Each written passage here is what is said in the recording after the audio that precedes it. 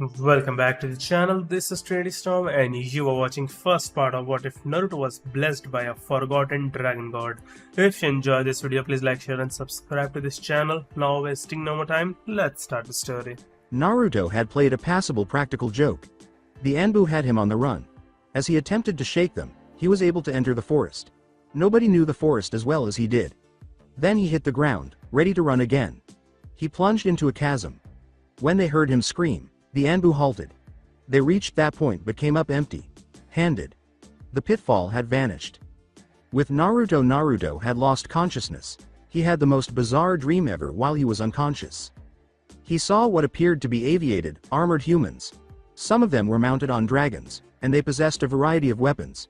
He became aware that he was airborne. But he didn't give it any thought. He was too preoccupied with the nearby battle. One brunette's arrow had struck Naruto after missing its target. The arrow passed right through him before he could dodge it. Not that he was hurt. The scene was altered. A somewhat tan dragon appeared in front of him. What the?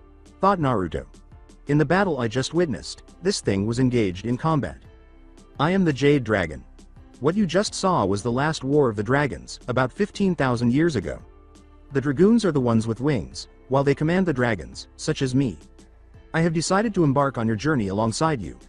I will give you advice from time to time. Naruto Uzumaki. How do you know my name? I know more than just your name. I know you are also the host of the Kyuubi no Kitsune. Guardian of the Forests. This explains the pain I see in your eyes. You were treated as if you were the fox itself. You are not the fox, nor will you ever become the fox without use of your jutsu. There is only one thing left I must do. The Jade Dragon approached him and asked, what would that be? I must seal myself into you. Through me, you will be able to not only summon dragons, but also take on my form. Over time, you will meet new dragons, and they will seal themselves as I am about to do. Any children you have will automatically be able to use our abilities, just as you will be able to. Okay, then how do I go into your form? Emotion. When you show enough emotion you will automatically transform into my form. The cross form, the form of the dragoon. This will not be an issue. You will be able to transform into a dragoon by giving off a slight yell. Which one you transform into, depends on the ones have been sealed, and what emotion you are feeling. For now, I am it. I will be alongside the Kyuubi. You will be able to talk to us both after a while. I can give you advice, and train you to use the dragoon form. The weapon of choice is usually spear for the Jade Dragoon. When you wake, you will find a mark on your arm. When that mark glows for the first time, you might want to expect a little pain coming from it. There will also be a chest nearby. That chest will have a book with the names of the other dragoons out there, and which ones can be used. There will also be another book in there on the Dragon Wars. How will I know how each one fights? When will the others come? It will be in the book. As for when they shall come, I don't know myself.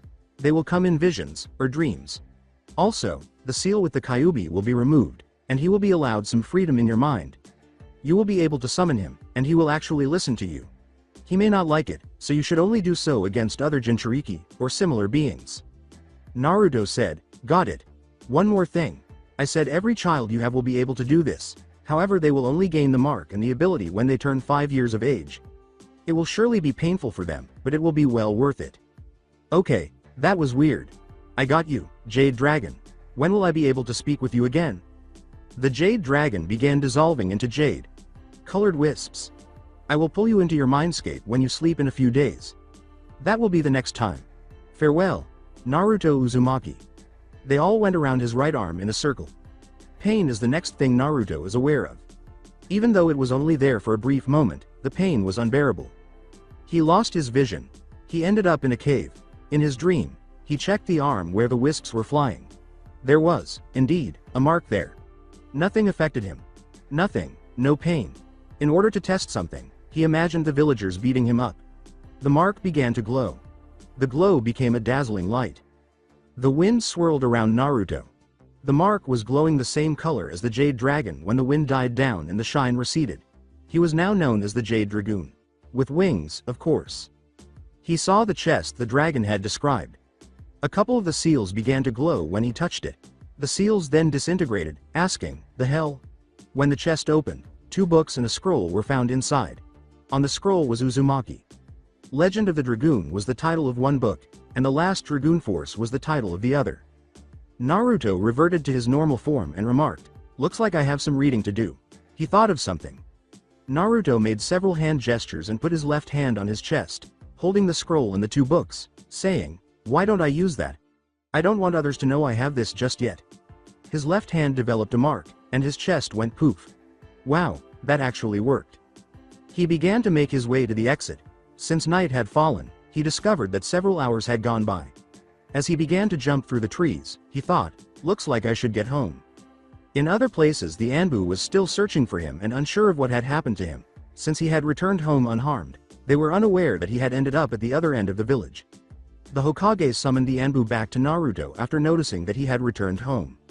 The third Hokage, Hiruzen Sarutobi, began speaking as soon as the Anbu returned. Naruto Uzumaki is back at his home. Explain why he managed to elude 3 Anbu that were hot on his tail, by falling into a pitfall. The area had been covered over once more, and the Anbu had not seen any signs of a pitfall trap.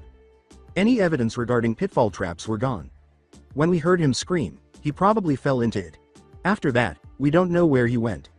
As for what happened after that, we continued searching for him until you called us. A woman wearing a cat mask stated. This caused the Hokage to sigh. Why I do this for one kid? He gets on my nerves more than my own grandson.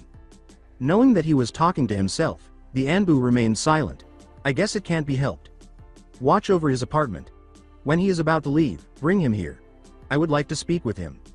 All 3 Anbu exclaimed, "Sir," and left with a shunshin. That kid found something. I just know it. I want to know what it is myself. The following morning the Anbu that had been pursuing Naruto the day before finally confronted him. He stiffened. He was aware of his capture. Relax, Naruto. We are not here to hurt you. The Hokage wishes to speak with you about your disappearance. A member of the Anbu replied. This one was wearing a tiger mask. After swallowing, Naruto nodded. They all went off together. Naruto discovered that he was moving more quickly than before. It dawned on him then that he could sense the chakra in his feet. He made the decision to try something different. After 3 seconds of sticking, he leapt onto a building's wall and ran on. He remained on the wall. The fact that he was able to accomplish all of this after being unable to do any of it the day before shocked the Anbu. Naruto had leapt from one building to another, clinging to the walls with just his feet. Apparently, the Jade Dragoon had some immediate effects. He landed in front of the office building of the Hokage. With the chakra no longer flowing through his feet, he entered slowly. By the time the Anbu arrived at the actual building, he had already arrived at the Hokage's office. The Hokage questioned Naruto. You outran them twice in a 24-hour period? This is a surprise, indeed. How did you do it? Well, yesterday I fell into a hole. Next thing I know, I'm in a cave the other side of the village. Night had already came. I decided to go home, thinking the Anbu had forgotten about me. I thought I was lucky when I got home without a single Anbu. I didn't hear anything, even my own footsteps. I found out why this morning. As I was coming here, I sensed chakra flowing through my feet.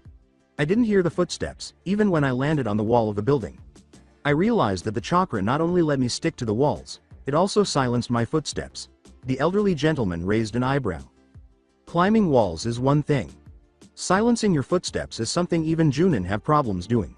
Combining them both together, that's an interesting concept.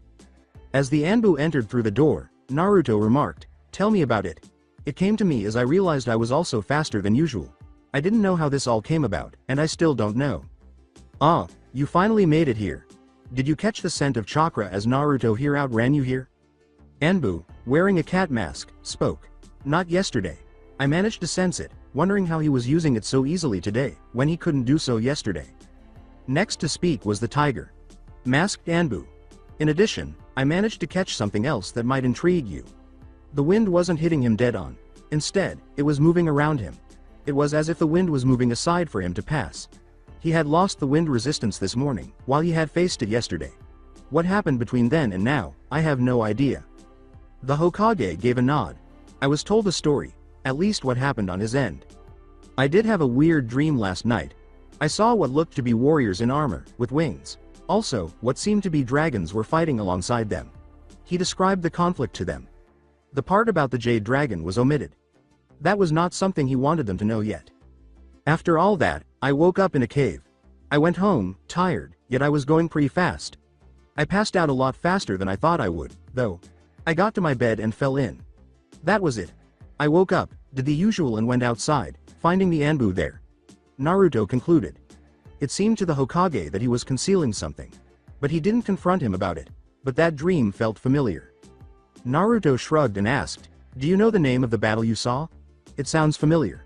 I think I heard something about dragons, but that was about it. Or was it dragoons? I can't remember. Anyway, something tells me that one of those words has something to do with the battle."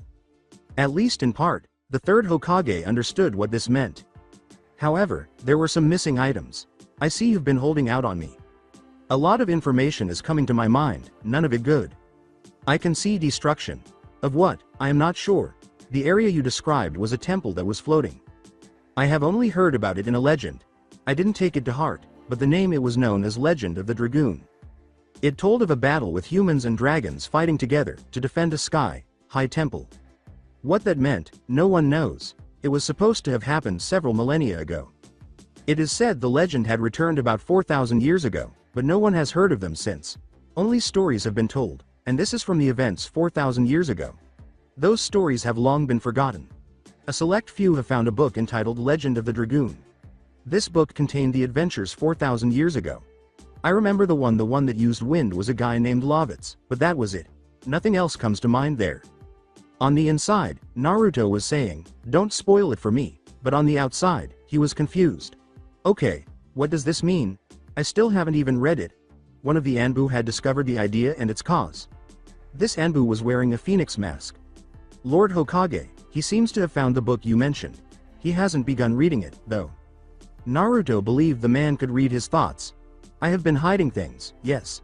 I do have the book and have yet to start reading it. However, there are many things I don't know yet. It would be better if knew them first, and be prepared for an onslaught of questions. For now, though, I think this should stay between us. Naruto said this as well, and everyone else in the group nodded. I will expect answers one day, Naruto Uzumaki. And you'll get them when I know everything I can. You are all dismissed. Naruto vanished as he was engulfed in a tornado. The Anbu simply shunned them. The Hokage was taken aback when Naruto left. He seems to be picking things up quickly. With Naruto after returning to his apartment, Naruto locked the door behind him. He opened the chest and began by reading the scroll. It contained a letter addressed to him. Greetings, Naruto Ayama was your mother, and my name is Kushina Uzumaki. I apologize for not being able to support you throughout your life, but a few circumstances prevented me from doing so. Both your father and I had passed away on the day you were born. Whether or not you were aware that he was your father, I imagine you hold him in high regard. Regarding our clan, I have some crucial information. In the land of whirlpools, the Uzumaki clan used to be a strong clan. We had a reputation for having a fiery temper and being skilled with fists and swords. Few weapons could compete with us, and we could use nearly any weapon available. Additionally, this scroll has a seal. It has a weapon that is convertible into a rapier, hammer, axe, and spear. Gloves with a mark on them are found in another seal. The Uzumaki clan's secret seal is that mark. The fabled Masamune is in their possession. Few people are interested in Masamune's past, but those who are aware would steer clear of it at all costs. To date, only one Uzumaki has used it without experiencing any adverse side effects. Regarding our fighting style, we enhance our blows by using the fire element chakra in our palms. Instead of using the fire element chakra, those who were capable of using lightning could do so. The point.to point connection is another jutsu that we could employ. To locate a specific person or entity, we pulse our chakra. It only passes through solid objects, but we can imagine using wind-based chakra to use it through the air if that were feasible. It can also be used to look for targets, adversaries, and allies in a given area. It won't be picked up by a sensory type, and no hand signs are needed. Whether or not they share the same chakra, you will be able to tell if someone is an imposter immediately because they will give you a warning signal. I hope you make the most of it because it will be a great asset in the future. Although no one has been able to use it in combat, if you could anticipate your opponent's next move before they do. Eat healthily and study hard. Avoid making a big deal out of the Uchiha clan. It won't work out. I know from experience that it never does. Additionally, Minato Namikaze is the name of your father. When he passed away, he was the fourth Hokage. He wanted you to be viewed as a hero, so he died a hero. You possess a tremendous amount of power. The guardian of the forest's power.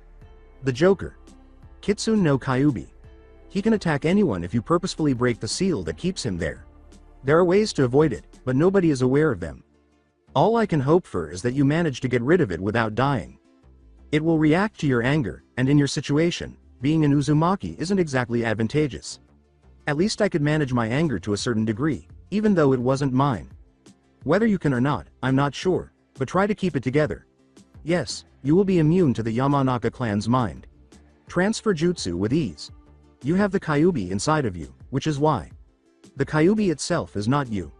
Send a glare like the one I drew beneath this letter to anyone who tells you otherwise. I love you and I wish you luck. Your mom, Uzumaki Kushina. As Naruto was reading the letter, tears began to form. He was trying to maintain his composure. Now he did not want to change. It would do him no good. Before he lost it, he made the decision to glance at the image beneath the letter. It made him extremely frightened. At least it helped him control his emotions. That was advantageous. He pulled out the book the old man had mentioned earlier and rolled up the scroll. He spent hours reading it. He was reading it, practicing the glare. It looked so fascinating to him as he read it. He took in every detail. He realized he hadn't eaten lunch or dinner because he was so engrossed in the book. By the time he noticed anything else, it was 9:02 p.m. He did this because his stomach rumbled. He made the decision to eat, shower, and sleep. Naruto's dream, he appeared to be in a flower garden. It was as bright as day, but there was no sun and not a cloud in sight.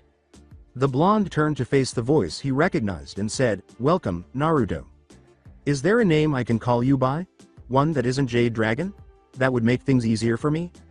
The dragon transformed into what appeared to be a man who had previously used the Jade Dragoon. Albert, Basil's king. He was almost exactly what was described. You can call me Albert, if you like. That is the name of the last one to merge with me, and this is the form he last used me with. Also, there is someone here you should meet. Come on out, Kyuubi. Suddenly, a nine-tailed fox appeared.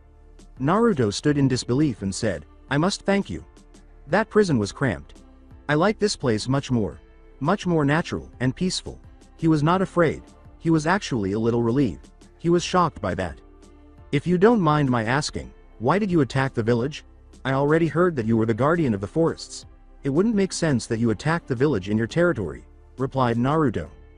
"I was being controlled by one with a powerful Sharingan. His name is Uchiha Madara, and is rumored to be dead. Apparently, he didn't die. Now, he is at least semi-immortal. Meaning, he cannot die, he can be killed. If that makes any sense, let me know. This is all I can find out. I think it means he won't die from a disease or by aging. He isn't invincible, so he can be murdered if he got caught. Age and experience will be a problem if someone goes up against him. Naruto, I believe I came to tell you something. I brought you here to let you know a few things. You should have found a scroll from your mother in the chest. It had a letter for you, did you read it?" "Yay. That's why I wasn't scared of the fox when he popped out. My mother wasn't scared of the guy, so why should I?" replied Naruto. "Point taken. If one had the chance, they would try to kidnap you. Or worse, force the CRA on you. It would not be a good idea to let others know who you are. Even more important, who your parents are. They are both respected and hated around the elemental nations. If anyone found out that you were their son, you would be attacked without fail. What your mother would think is the worst happens to be the CRA. The CRA, or Clan Restoration Act, would force you to have multiple wives, with powerful clans. She doesn't want you to become a pervert like your father's sensei. Speaking of your father, I found him when I was redoing the seal he placed." "You did? Did he have anything to say to me?" "Yes, and then no, he was wondering why I was messing with the seal. I told him what was going on. He understands everything, and will support you in your decision. Your father told me he was considered a badass by a lot of the villagers. Your mother was the Jinchuriki of the same Kyuubi you see here now. I remember Kushina. She happens to be one of the most stubborn and thick-headed people I have ever known. She was good to me, and compassionate to others. She even has a secret area out in the forest.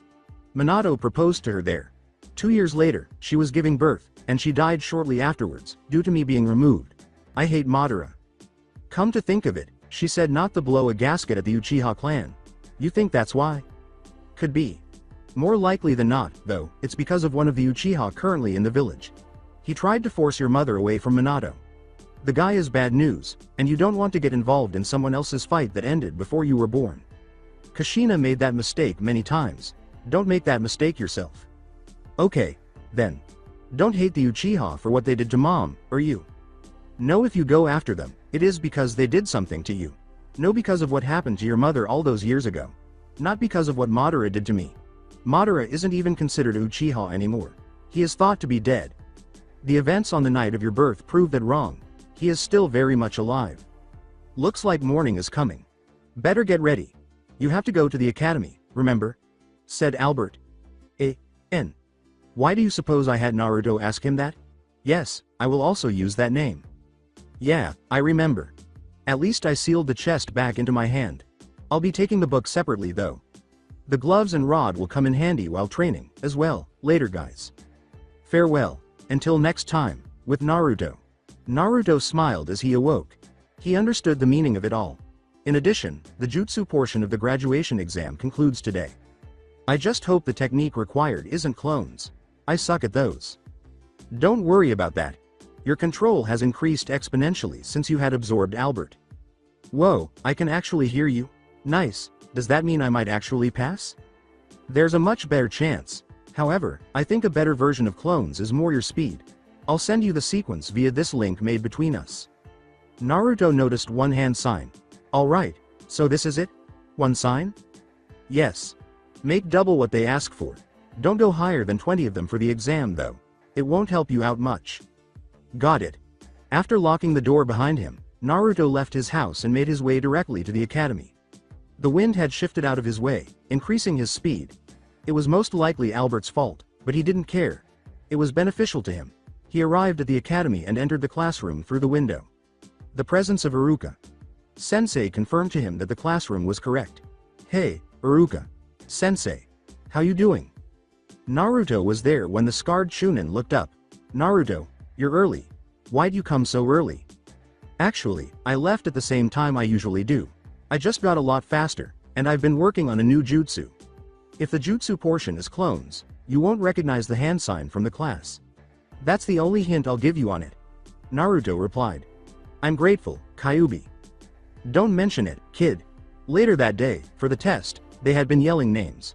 When it was their turn, they would be instructed in the jutsu. Naruto stood up and entered the other room, saying, Naruto Uzumaki. The other instructor, Mizuki, said, Okay, Naruto. The test is to make 2 clones. Oddly enough, you told me about a new jutsu you were working on, that you'd show if it were clones. Truthfully, I wonder how you've gotten with the new jutsu myself, even what it is. Iruka responded. Naruto made the hand sign after nodding. The Chunin didn't recognize it at all. Then, Shadow Clone Jutsu, exclaimed Naruto. Naruto quickly created 8 shadow clones. They were all sturdy. They weren't a dream. Looks like I did it right. Sure does. You did good. Maybe you aren't dead last, after all. Drop it. I'm not considering myself dead last, any longer. Naruto observed the expressions on both Iruka and Mizuki and said, and for good reason. Look at their expressions. This was not what they had anticipated. Mizuki stood up and approached one of the clones to shake hands. How do you like my grip? Mizuki's hand began to ache. He sounded as though it was difficult to remove it, saying, Damn, you got quite the vice grip. Mizuki's hand was released by Naruto's clone. Well, Naruto. That was impressive. These clones aren't illusions. They're solid. How did you come by something like this? Kyuubi, any ideas? Just say the thought came to you a few weeks ago. You found a book and saw it. I put a book on specialty hand signs in the chest. You could show it to him. Well, a few weeks ago I did find a book on specialty hand signs. The book showed it to me, and oddly enough, I'm a natural with the shadow clones. I could probably make 100 with ease. Naruto said, surprising both of them. They were all dispelled by him. Well, Naruto. You pass, with top scores here. After giving a nod, Naruto returned to the classroom. Iruka asked himself, I wonder how he managed to do that. When everyone had finished the test, Iruka and Mizuki returned. When the Uchiha child was called, Naruto Uzumaki was the one who squealed less and raised more eyebrows than anyone else. Anyone who had their name called will be here on Monday. And bring your headband, which you will be getting out the door. Everybody gave a nod. When Naruto arrived at the door, he paid little attention. He took the headband and left without answering any questions. As he passed Hinata Hyuga, he had an odd feeling. The fact that he was just stopping by made her anxious. Give me an explanation for that. She probably likes you. Can't guarantee it though, why don't you ask? That would seem a little strange, and do you have to answer all of my thoughts? Probably not. I just do so, it's funny, watching you get annoyed. Well, I'm not happy for being entertainment, but I do appreciate you giving me answers to simple shit like this. When the Kyuubi realized what he meant, he stopped talking. Naruto then returned to Hinata. Hinata blushed as she turned to face him and asked, "Hey, Hinata. You want to take a walk with me?" She felt lightheaded from her thoughts. "Don't pass out on me. Please, do not pass out.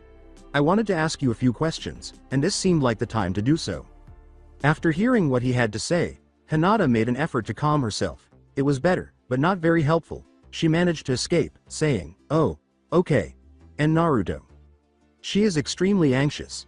Kyuubi, don't say anything about this." "Fine." As they proceeded, Hinata's anxiety subsided. She continued to flush. Someone with a knife approached them. He was staring at Naruto as if he were about to murder him. Naruto scowled at the man like Uzumaki. He took a step back. He was obviously afraid. There is a difference between what he saw and what Naruto intended. Naruto simply made a scowl. What he saw. A shinobi with red hair donning a phoenix Anbu mask. The individual's sword resembled the fabled Masamune. He recognized that expression. That individual. Even though she was dead, he could still see her. He took off running. Any idea what he saw? 'Cause I sure as hell don't. Your mother in her Anbu outfit. How he got that from the scowl, I don't want to know. Okay, then, I won't tell you my guess on the subject. Hinata was bewildered by what had just transpired and asked, why did he run? What was so bad? Hinata looked down and said, Uzumaki's scowl. You could say I learned it from my mother, who's dead now. Hinata nodded when he said, don't worry, Hinata. I don't really mind.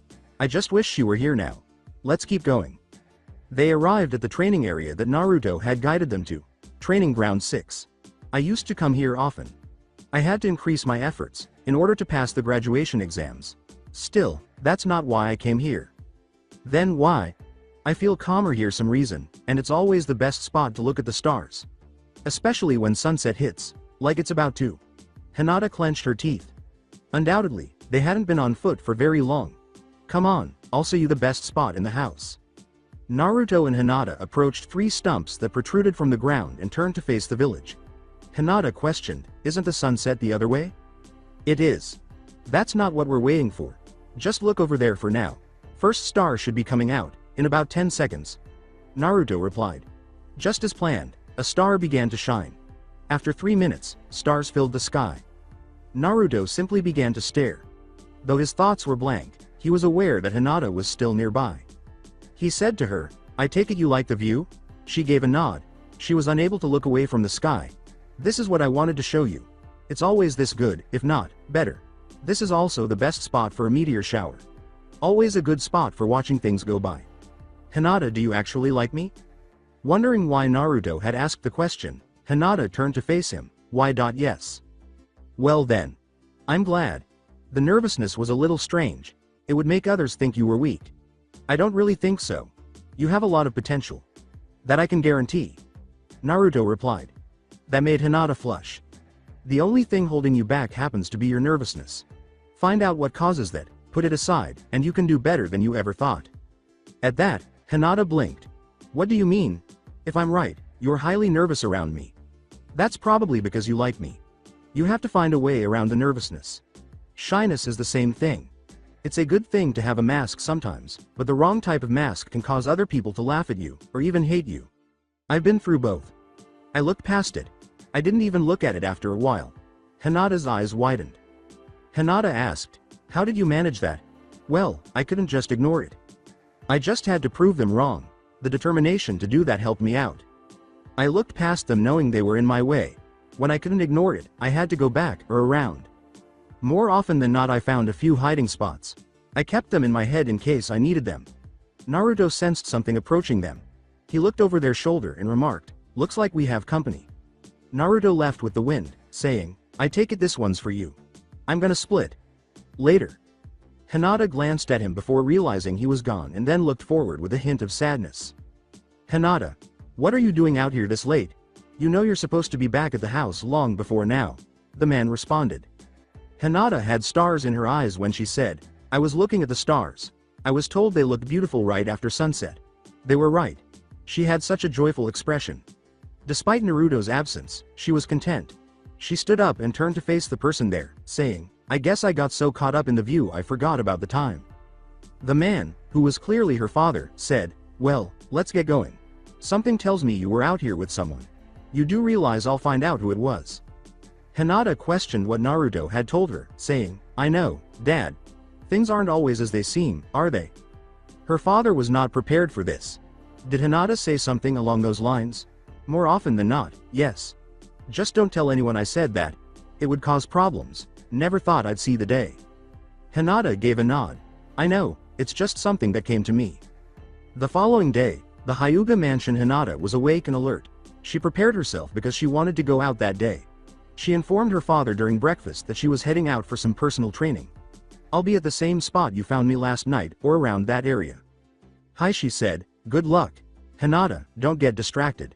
As she walked away, Hinata said, I'm not sure about that, but thanks anyway. Neji, watch out for anyone coming near her. Especially males. If her attitude changes, let me know who it is, what they're doing, and anything else you can find on him, Hiashi responded. Neji was irritated and said, yes sir. Even though he doesn't have a mission today, he still needs to work. Because of the mark beneath his headband, his life is his payment. Neji was gone almost instantly. He watched her intently the whole time. Practicing Field 6, Naruto was using the sword his mother had left him to train himself. Not good enough. I'm not adapting myself enough. Relax all muscles. Let your body do the work, not your mind. When you think too much, you mess it up. Let your body do everything. It was worthwhile to try. Interestingly, it did the trick. Like a river, the blade flowed. Well. Balanced and extremely smooth. He was practicing when someone approached him. Hinata was the one. He completed swinging the blade before he even glanced at her. After saying her name, he turned around and said, hey, Hinata. Glad you could come by. Hey, Naruto. I didn't know you used a sword. It doesn't seem like you, but the sword seems like it's a part of you. Hinata responded. Yeah, well that's I'm going for. I'm not actually that good with it just yet. Actually, I have a question. How good are you at the gentle fist? Hinata said, not that good. Why? I think we could do something about that. If you apply what I'm about to tell you, you should be able to get better at it. I could also practice my own at the same time. Hinata gave a nod. Naruto gave her some advice. First, a clear mind will be needed for this to work. Your nervousness is at an all-time low. That's going to help out.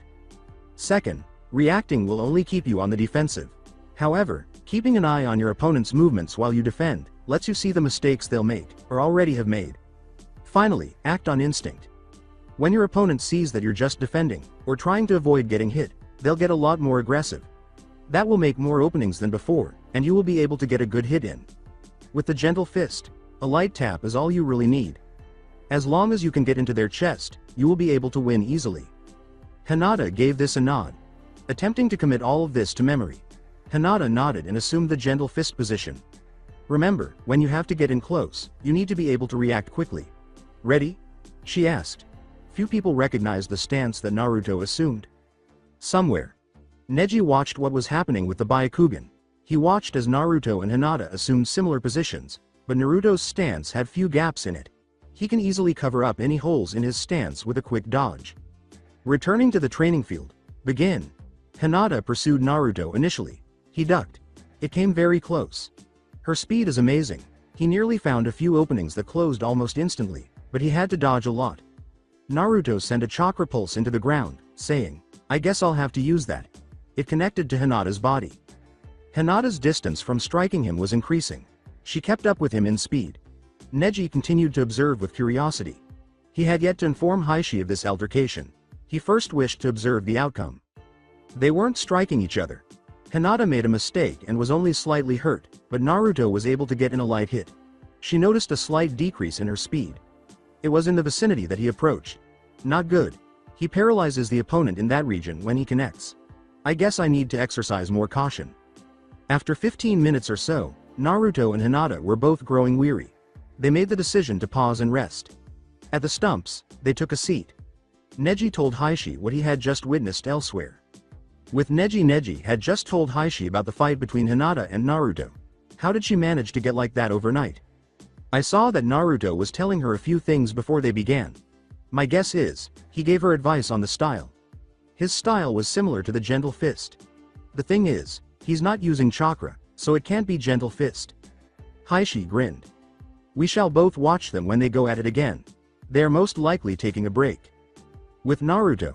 Say, Hinata. What causes your stress? I can tell you have a lot of it, Naruto replied. Mainly my family. They say I am too weak. It was just like you said last night. My shyness and nervousness made them think I was extremely weak. I figure that my father is watching me right now, as well, said Hinata. To locate the two people observing them, Naruto sent out a pulse. They were both in the Hyuga compound, he realized. Hiashi Hyuga was one. Neji Hyuga was the other. Well, you father and one other is watching us right now. They're both right next to each other, as well. They're just watching us with their eyes. Why don't we give them something to watch? Show them what you're capable of. Hinata gave a nod. Another nod, remember what I said? They attacked once more, saying, then let's do this. They were aware that they were being observed. They were entertaining the audience with a fantastic show. This is good. This is excellent, Naruto was pondering. He's got a lot more power in those hands than most would think, was more Hinata's approach. There's no doubt that anyone who opposes this style will assume he's not giving it his all. He's getting faster every minute. The Hyuga compound with renewed interest, Neji and Hiashi watched the spar. The dead last was Hinata's opponent, but their primary focus was on her progress. I don't see how one could go from dead last and a fool, all the way up to a level such as this. Hiashi responded. I see a lot more going on now than last time. He's using lightning-based strikes to slow down his opponent. It's not chakra, but those few times he hits, it slows down that particular area of her body. Neji replied. Others had brought their Byakugan to watch as well. They located it almost immediately. They were immediately drawn to the fight. They seemed unaware that they were being observed. How mistaken they were. Alongside Hinata and Naruto. After arguing for approximately an hour and a half, they returned the favor. They were both breathing heavily. I knew you were good, but I didn't expect this much. It's almost more than I can handle, said Naruto. Hinata was breathing more heavily than Naruto when he said, thanks, Naruto-kun. They appeared to be evenly matched, though. They both turned their heads to face the Hyuga compound. They let the others know they were being watched the entire time by waving in that exact direction. Naruto waved and then made a V with his fingers. Naruto-kun, is it possible to teach me how to do that? The way he said her name made Hinata flush. I'm not sure right now. If I find out, I'll let you know. Okay, Hinata, Haim? Nevertheless, she nodded. Hinata nodded and sat down beside the stumps to watch her, hopefully, boyfriend swing his sword. Now I'm going to take my weights off, and see what I can do about my swordplay. It still needs work. His blade began to glow. With ease, he cut right through a tree trunk. Then, in an attempt to relax, he leapt back as his arm began to glow. He paused for a moment. The light dimmed. He was aware that he was still being watched. At this intersection, he could not afford to change. Hinata jumped back, bewildered. Although she saw the glow, she was unsure of its precise meaning. Naruto-kun. What was that glow? He was aware that Hinata would have been observing. He hoped the others didn't notice, though. Naruto returned to the stumps and sat down beside Hinata, saying, something I don't want getting out just yet. No one, not even the Hokage, knows about the glowing mark. I'd prefer it if you keep it that way. When I feel it's safe to talk about it, you'll know. Otherwise, please keep quiet about it. I would tell you now, but the ones watching us will know about it. I don't want that happening just yet. No one must know about it, got it? Hinata gave a nod. Their sparring had left her exhausted. The only thing keeping her awake was Naruto's presence. She would likely faint if he left abruptly. Naruto-kun, I think you should walk me home. I think I've reached my limit. I feel like I should have passed out a while back. I could only go on because you were here. If you leave me here, I'll probably do what my body wanted to do back then. Naruto gave a nod. However, he chose to get up and walk her home instead, and as soon as she took his hand, a tornado engulfed them. They vanished the next instant. The Hyuga compound right next to the crowd, Naruto and Hinata had reached the same location. They were noticed by some who weren't using their Byakugan. Everyone else turned to watch this servant and asked, Lady Hinata, how did you get here so fast? She appeared to be a new item because they were staring at her. I take it you guys can take it from here? She's very tired right now. As am I. but I can manage one more wind transfer. Which just so happens to be how we got out of there. Hiashi gave this a nod. At that, Naruto tensed up. When you jumped back, I noticed your arm was glowing red. Why is that? It's not some curse, is it? Naruto gave a headshake. I can't say just yet. I don't have all the information I need to determine that. It's a gift from someone that was once nice to me. Hinata, you need rest more than I do, so tomorrow you shouldn't go back to the training area. I have a feeling that you're going to need the rest soon. You should know I don't want you pushing yourself too hard. If you're going to go that far just for a show, you should rest up. You may have something to prove, but that means nothing if you get yourself killed from it. Hinata gave a nod. After 20 minutes, she finally succumbed to the sleep that had been nagging at her. A silver glow radiated from Naruto's mark as he caught her. The others were unprepared for this. As the servant took Hinata away, he said, "Don't worry about it right now. It's signaling something, but I haven't figured out what each one means. Red is not good right now. That's all I can say for sure." The silver radiance faded. The mark returned to normal and disappeared. "I must be going. I guess I'll see you guys next time. And no spying on us, Lord Hiashi. I know the kid next to you was the one who started out first, but I'd rather not be spied on. It's a form of stalking which I am not fond of." Another whirlwind surrounded Naruto. He was carried away by the whirlwind as it disappeared. Another Hyuga shunned out of there, saying, "Someone should tell the Hokage what we found out. This information will be useful in determining his skills. He might, just might, be worthy of her. If he can get her to come out of that ridiculous shell, I won't have any complaints." Hiashi continued. Hokage's workspace. Naruto was discussing something involving Hinata with the Hokage. When the Hyuga entered on them, they discovered Naruto conversing with the Hokage.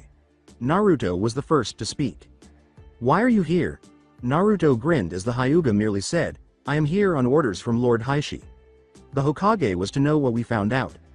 "He already knows. I was just now telling him what you were doing with me and Hinata. I figured that Hiashi would have sent someone to inform him of that, so I came here. In truth, I can still use chakra. I haven't told you how I knew who was watching me, and from where. He already knows how though. All I had to do is mention a certain red head. He got it instantly." The Hokage gave a nod. "I believe you said you had one more item on your list. What would it be?" Sarutobi inquired. "A request for the teams. I'd like Hinata to be on my team. The other one I wouldn't care less. Somehow, I believe that the council will place me with the Uchiha brooder. I wouldn't mind if Hinata Hyuga were there. It would be a lot better if you placed her on my team for her, as well. She has a thing for me, but isn't quite sure how I feel. So in all respect, I would like her to be placed on my team, with the intention that I will help her in any way I can. She easily feels stressed around her family. It will take some time, but I might be able to help her out of that situation, as well." Actually, Lord Hiashi had one more thing to say, but he was going to say it tomorrow morning. He didn't tell me what it was, either. My guess is what he wants to talk to you about something that involves Hinata Hyuga. The messenger from Hyuga replied. "You might want to tell him what I just told the old man. If it has anything to do with that, he shouldn't bother coming. If it's exactly what he wants to say, tell him to come to Training Field 7 tomorrow at noon, instead of here. I'll be training there, but he is the only one to come. No servants, no backup. No one is to watch from a distance, either. Make sure this is known by everyone in the Hyuga clan." With a nod, the Hyuga messenger departed. "Remember what I said. If Hiashi doesn't come in tomorrow, then that means he agreed with my request. The council wouldn't bother going against the Hyuga council. The fighting style I used is still experimental. Hinata knows it, but the other Hyuga don't. I'd like to keep it that way." Naruto shook his head, asking, "Is that all you have to say at this point?" He produced a book, which he gave to the Hokage. "I managed to finish it. I'm going through another book now, and that's what I'll be training on for the next few days. I have 5 days until teams are announced. Until then, I will be working on my fighting skills. My swordplay still needs work, and my lightning rogue style is still experimental. Hinata doesn't know the name of it, and I have modified it to fit my own skills, and the Uzumaki clan's fighting style. Namely, my mother's style." Hiruzen raised her eyebrows. "Don't ask how I know. When the time comes, you will know. Until then, that very book will be kept as an SS class secret, known only to you and me. It's a lot better for the others to think dragoons are only a legend." The Hokage gave a nod. After saying, "Very well. If that is all, then please be on your way." Naruto nodded and proceeded to Ichiraku's diner. "Ah, Naruto. Where ya been?" "Sorry, Ichi. I've been a little busy. That last prank I played was a killer for a lot of people. Myself included. Naruto replied. I guess the usual is fine. Despite his hunger, Naruto didn't have to wait long. Alright, 3 miso and 2 pork, coming up. He didn't. So, I hear you found someone that you like, cared to share? Sorry, not really up for it. I've been busy trying to break some of her bad habits. One of them is almost completely gone, while I've started on another one. She's highly stressed out because of her family. Naruto stated to the elderly gentleman. Gotcha. Here ya go. The elderly man exclaimed as he gave Naruto his ramen bowls. By the way, I heard that a girl in the Hyuga family has changed immensely. I didn't catch her name, but if you ask around you'd be able to find out easily. It's been the talk of the town today. I heard she was shy as hell a few days ago. Now she's really outspoken. She's nowhere near as shy, almost as if it was gone. No one knows if someone helped her, or not.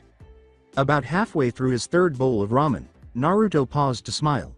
Ichiraku recognized that smile. It demonstrated that he was more knowledgeable than anyone else and truly understood what was being said. You mean, it was you? Naruto's smile widened even more. With a smile on his face, Naruto nodded and said, well, I'll be a monkey's uncle. You've actually been helping someone else? And it's a girl? Her name's Hinata Hyuga. She's the heir to the Hyuga main branch. She's not like the others in the clan either. She doesn't have the superiority stick up her ass, like the rest of them do. For that reason, she's one I'd actually like from that clan. If she comes by today, make sure not to tell her that I told you. She doesn't want anyone outside of her family knowing I've been helping her right now. I'm perfectly fine with that. In fact, it would be better if the other villagers don't know I've been helping her. The following day Naruto was practicing with his sword at noon. At the moment, he can cut a tree into at least 25 pieces with the blade, swinging it so quickly that his arm doesn't even seem to move. I'm improving my control with that technique. To get it moving quickly enough, I have to use chakra in my arm, but this makes it more difficult to direct chakra into the blade itself. Hiashi was approaching the area on foot. Upon noticing this, Naruto looked around him. He then inspected the vicinity of the Hyuga compound. The Byakugan was not active in any of them. There were a few fights going on here and there, but that was kind of the norm. Naruto was inspecting the compound when Hiashi arrived. I believe you wanted to talk to me about Hinata and the selection for the teams? I said that if you wanted Hinata to be on my team to come here at noon. It's a little past noon, but it's close enough. Is it safe to assume that we agree on something? Naruto inquired. Hiashi gave a nod. We do. I believe I know the reason you want her to be there. You wish to be close to her. My reasoning is different. I want her to become stronger. You have helped her in ways I couldn't. If you manage to get her out of the shell she has been in for so long, I will allow you to date her, even if you are not of a clan. Naruto remarked, I guess we agree on more than you thought. Explain. Hinata has a long way to go. I managed to get rid of most of her shyness. She still blushes from time to time, but that's about it. Her nerves are at an all-time low from what I've seen. They aren't completely cooled, but they are still low. Her stress levels is one thing I have to work on more than the others. However, I found out it's based at home. The Hyuga clan has been working her to the bone, and she can't take that much abuse. She's a lot more frail than most think. She told me herself yesterday, that if I weren't nearby, she would have passed out long before she did. That last spar would have ended about 15.30 minutes beforehand had she crashed when her body wanted to. She said 10 minutes early, but the way she was going, I would say 15.30 minutes. Earlier if my observations are wrong and missed a few things. Assuming the blonde would not respond, Hiashi said, okay, that takes care of that. You are actually concerned about her. The thing is, how much? He was blunt when he said, I'd lay my life down for her. Hiashi was not anticipating a response, and not in such a timely manner. That's a little hasty, don't you think, for what she's been put through? I don't think so. If anything, it should be faster. Nothing else could be that far into my mind. Not even with what's inside of me. Naruto replied, shocking the Hyuga. Naruto nodded and asked, you know about it? That and more. I know of the day it happened. I even know of more than most people would think is even believable, much less true. Have you heard the legend of the Dragoon? Naruto was at one of the village's training grounds. He was describing Dart and his group's exploits. Hiashi gave Naruto an odd look after he was done. How do you know all of this? Albert, the Jade Dragon, is living within me. He has more information, but sadly I can't repeat it. That information is classified. He has been living alongside the Kyuubi no Kitsune. Why would it be classified? 2 reasons. 1. The Hokage isn't even allowed to know just yet. 2. If anyone found out, they would try to get me into their clan, and use me as a weapon. In more ways than one. Naruto sighed. I'm not a pervert. Hiashi understood his meaning in that final sentence. You mean you have a bloodline? What is it called?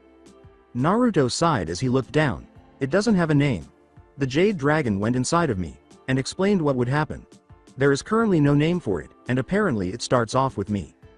Hiashi gave him an odd look. How does it work? The main points should do. Naruto described their capabilities as well as the events that would take place before they could use them. Anything else, I can't really say. It doesn't fit with the other bloodlines. They're usually visual, physical, or chakra based. This doesn't fall under any of those categories. It's a transformation, and a summoning in one, as I explained earlier. And it has to do with this. He demonstrated his mark to Hiashi. That mark is the reason I'd be able to do so. The Jade Dragon chose me, and then I was given the mark. The mark is how I transform, and that happens when it glows red.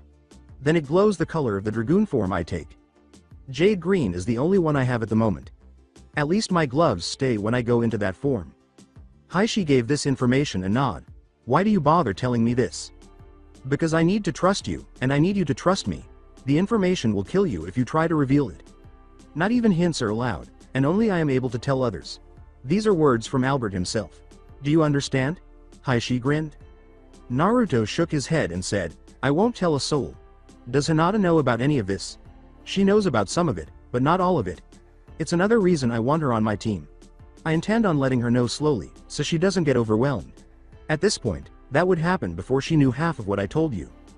Hiashi gave a nod. I understand. I must thank you for your decision to tell me this. You have decided to trust me, and I will not disregard that. As such, I expect you to do the same.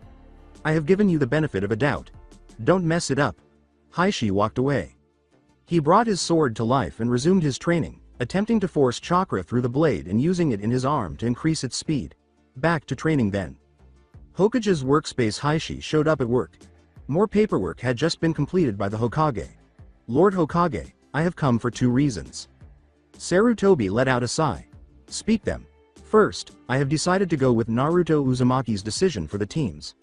I agree with his reasoning, and I couldn't have come up with better reasons myself, Hiashi stated. The Hokage looked at him oddly. You couldn't? Or is it you wouldn't? It's couldn't. There was nothing I could think of that would ever outmatch his reasoning for anything.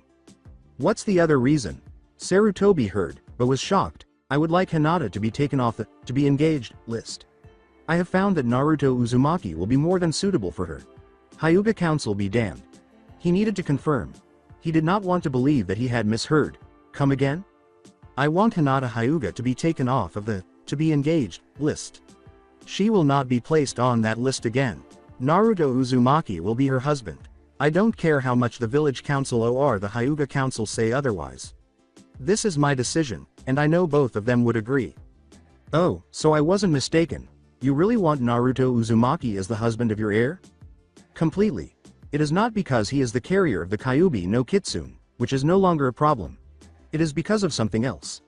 A new bloodline starts with him. The Hyuga clan will not know of this unless he, himself, tells them. I am currently the only one who knows, and only he can tell someone. I will not go against the trust he has placed in me. I will trust him, as he has decided to trust me, Hiashi clarified. Hiashi shook his head and asked, then, do you at least know the name of it? There is none. He is to choose it himself. He does not have a name for it yet. Then this bloodline will be classified as an SSS, rank secret. A SSS. Rank? What does that inquire? Since it is an undeveloped Kekkei, it is not to be known to anyone who already knows. In addition, anyone who says anything, or knows about it, besides he who holds it, will be terminated. Fortunately for you, he told you before it became this big, so you are safe. This goes for the one who found out about it, as well. Naruto Uzumaki is the only exception, and he can make more if he pleases. But only he can say anything about it, without the rules. He must also trust them. Be sure to let him know this. I doubt he will trust anyone but the Anbu watching over him, me, you and Hinata Hyuga, Hiashi responded. I see. He will have to tell them himself. I am not to reveal it either. I am bound by the same rules as you. But consider both requests accepted.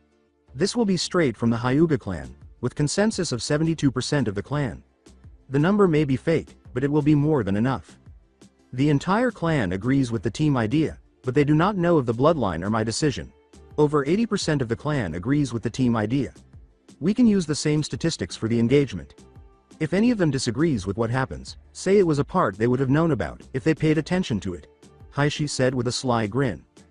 The Hokage remarked, agreed. Very cunning, Hiashi. I'm actually impressed. The Hokage nodded and said, thank you. I have nothing left to say. Dismissed. With Naruto he continued to train until nightfall. After an hour or so of darkness, he sensed someone using the point connection to enter the nearby forest. It must have been a child. He was carrying a large scroll. Naruto made the decision to look into it. Just as he arrived at a little shack, he located the child. Looking at the scroll, Naruto took notice. Prohibited, it said. The Hokage owns that scroll. He will most likely end up in trouble. One might consider running and telling. Rather, he leapt to the ground. Hey kid. What are you doing with the scroll? Naruto approached the scroll and examined it. Mizuki. Sensei said it's a make, up for the graduation exam. I get this from the Hokage's tower, and learn one technique from it within 4 hours. If I can do this, I'll pass.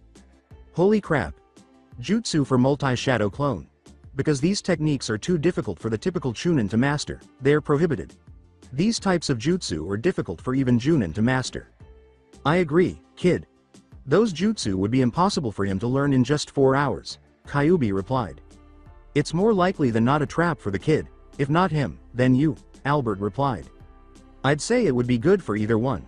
I've got a plan for this. I may need your help, Albert. Agreed. I concur.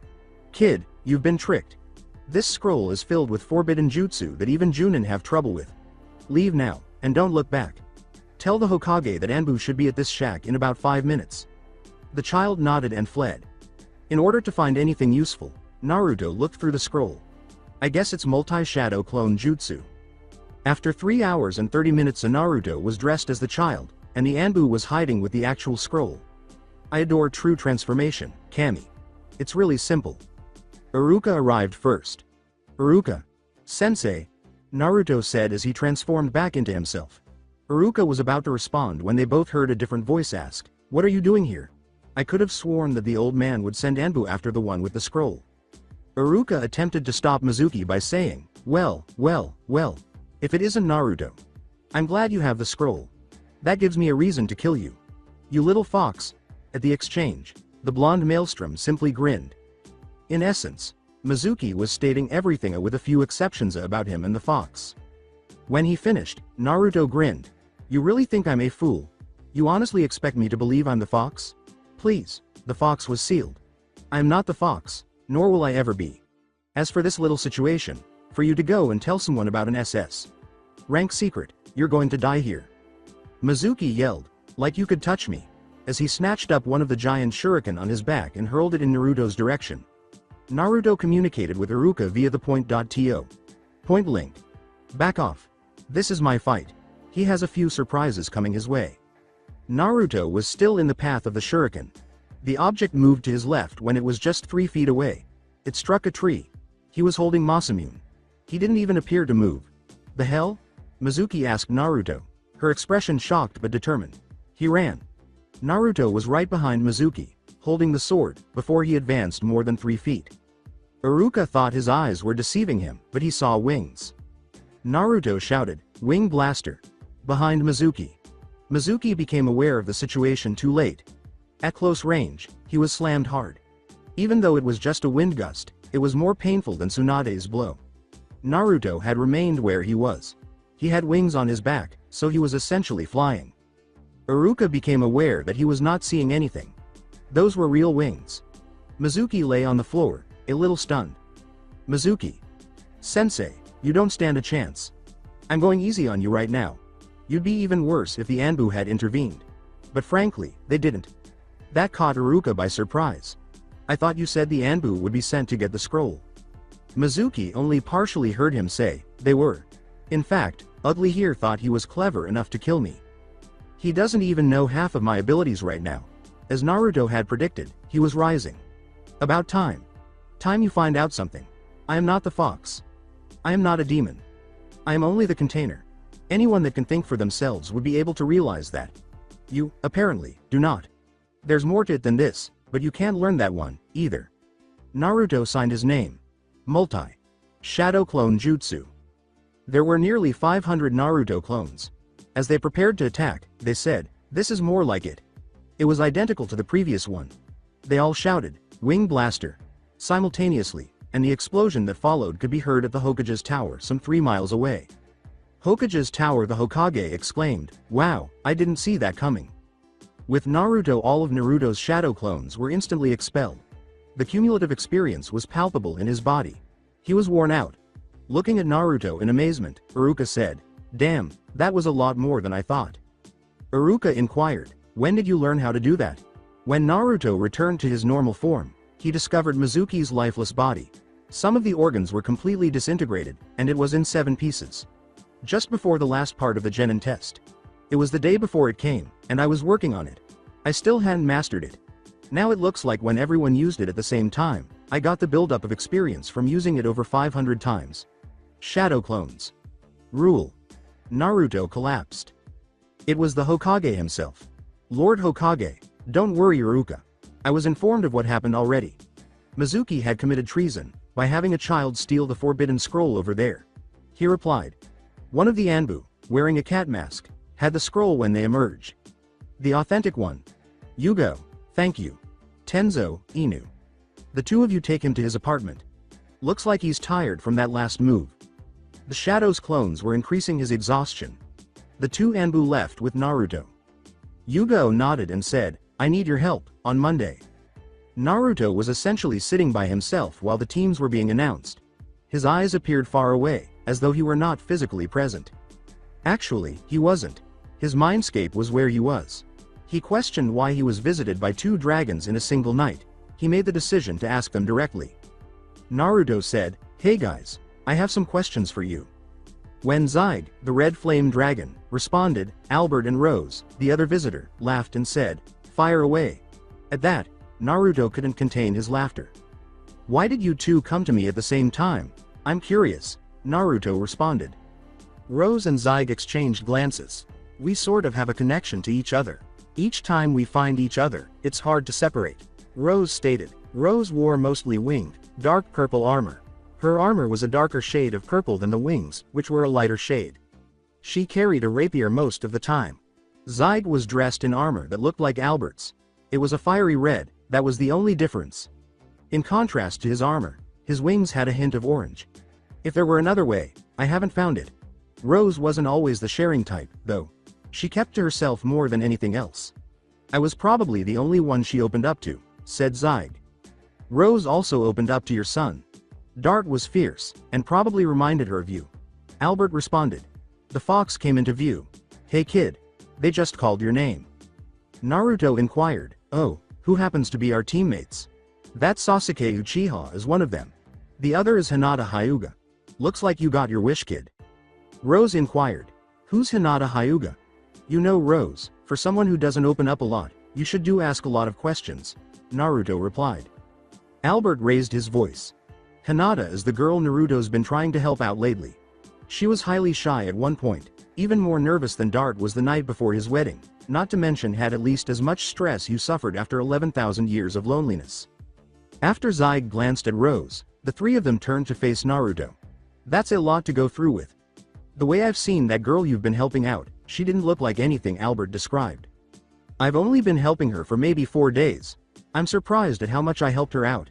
It works even better since the Hyuga Council had gotten an 83% vote for her being on my team. My guess is just from the results, said Naruto. Kyuubi gave a headshake. Kid, you just gave her a push in the right direction. I'll also admit that you have a lot more in you than you think. It helps that she thinks highly of you. No kidding. I know she likes me, and doesn't really care what I am. One more question, and this one is for all of you. Naruto replied. Is it possible for me to use your Dragoon forms? Maybe even combine their abilities? They all appeared to be thinking. Albert was the first to speak. I don't see why not. Truthfully, we've never been able to try. Rose went on. Normally, a single Dragoon spirit only stays with one person. Never before has 2 spirits been with one person at the same time. Zaid voiced his opinion. I've actually been wondering about that myself. If it were possible, we should be able to do so here.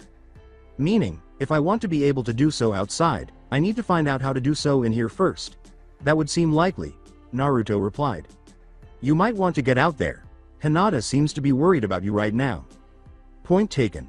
Why don't you guys think about how combining your forms, or even your abilities would work? In the meantime, I'll have to see what I can do out there.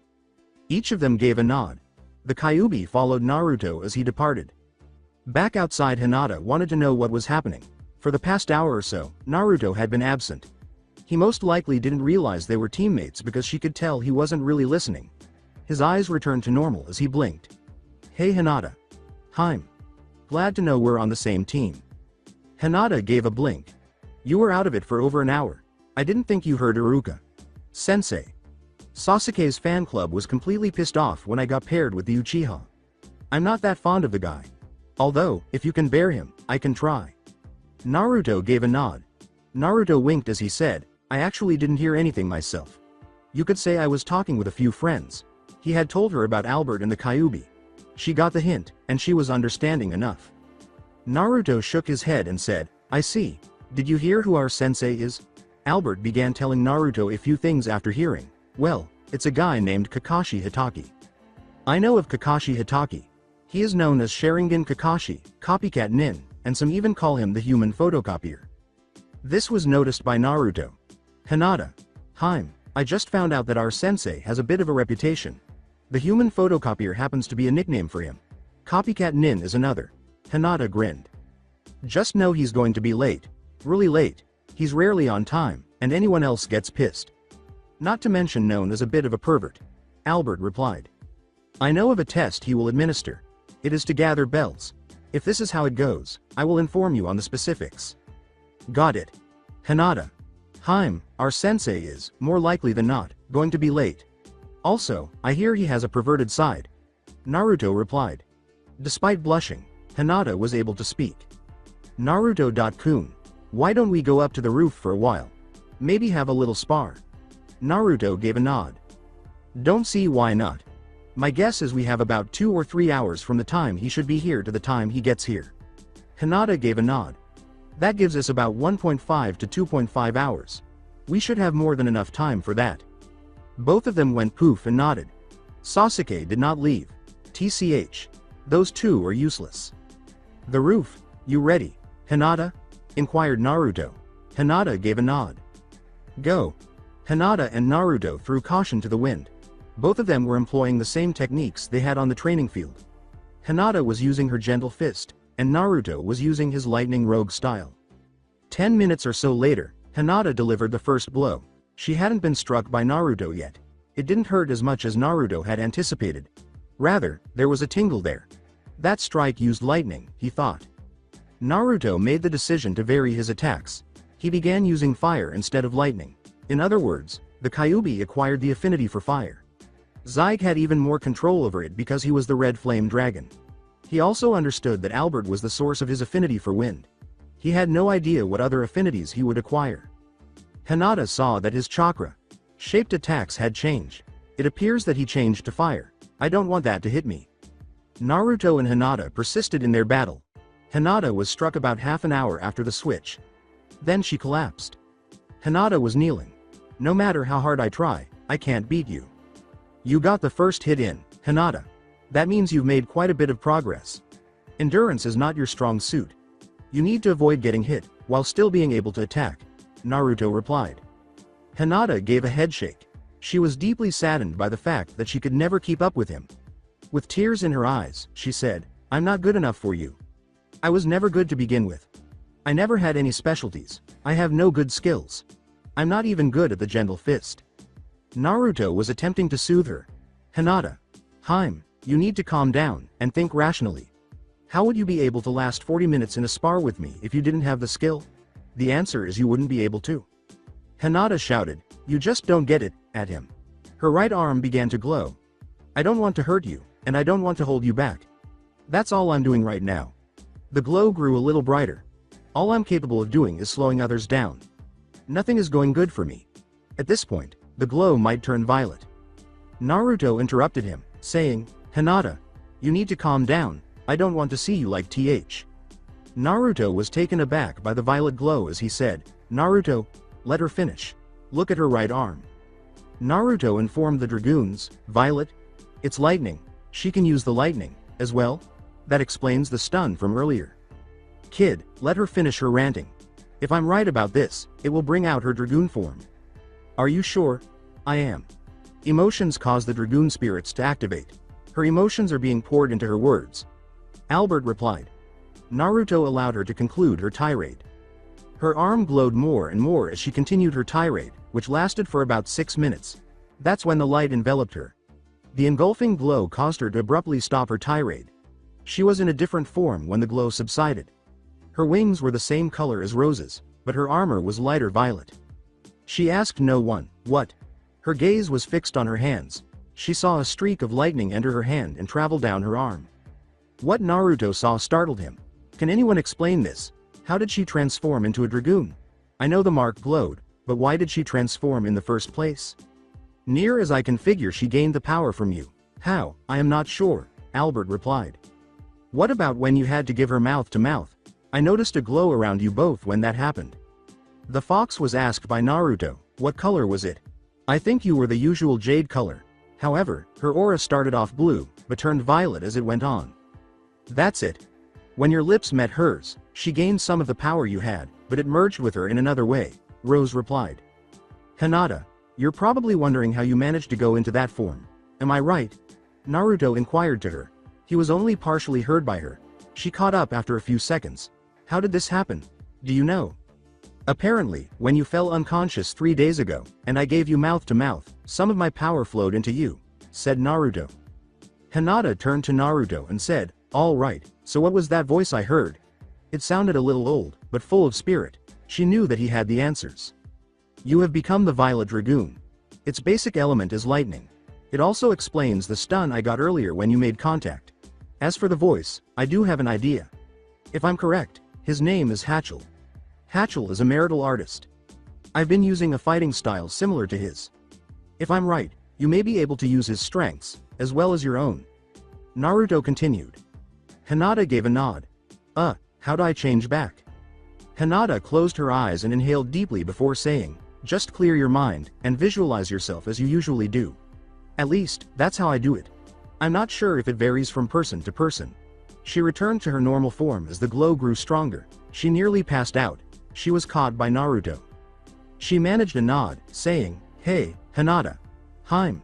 You're exhausted, aren't you? We should probably head back down. It will take a while to get back, since I'll have to help you down there. Hinata gave a nod. She was unable to speak. In addition to being exhausted, she was unable to speak. Whatever she tried to say died in her mouth. They returned to the classroom after 10 minutes. As they believed, Sasuke was still inside. After positioning Hinata against the wall, Naruto took a seat beside her. Hey, dope. Why do you hit a girl? Naruto immediately retorted, it was a spar, emo bastard. She's only exhausted. Hinata recorded the conversation. Naruto.kun, I'm going to sleep. Wake me up when he gets here. As she fell asleep, he said, sure, Hinata. Heim. Her head was resting on his shoulder. Sasuke arched an eyebrow in response, saying, you know, I could get used to this. Once more, his eyes went blank. It wasn't his mindscape, but it was drifting in. The mindscape of Hinata, it was lightly forested, and there was a flower garden nearby. The remainder appeared to be a field. Hinata discovered that she was waking up nearby. She noticed that everything was different from how she was used to it. It pleased her. Wondering what she would discover, she wandered around. 2 men were the first thing she discovered that wasn't a part of the surroundings. An elderly but reasonably fit one.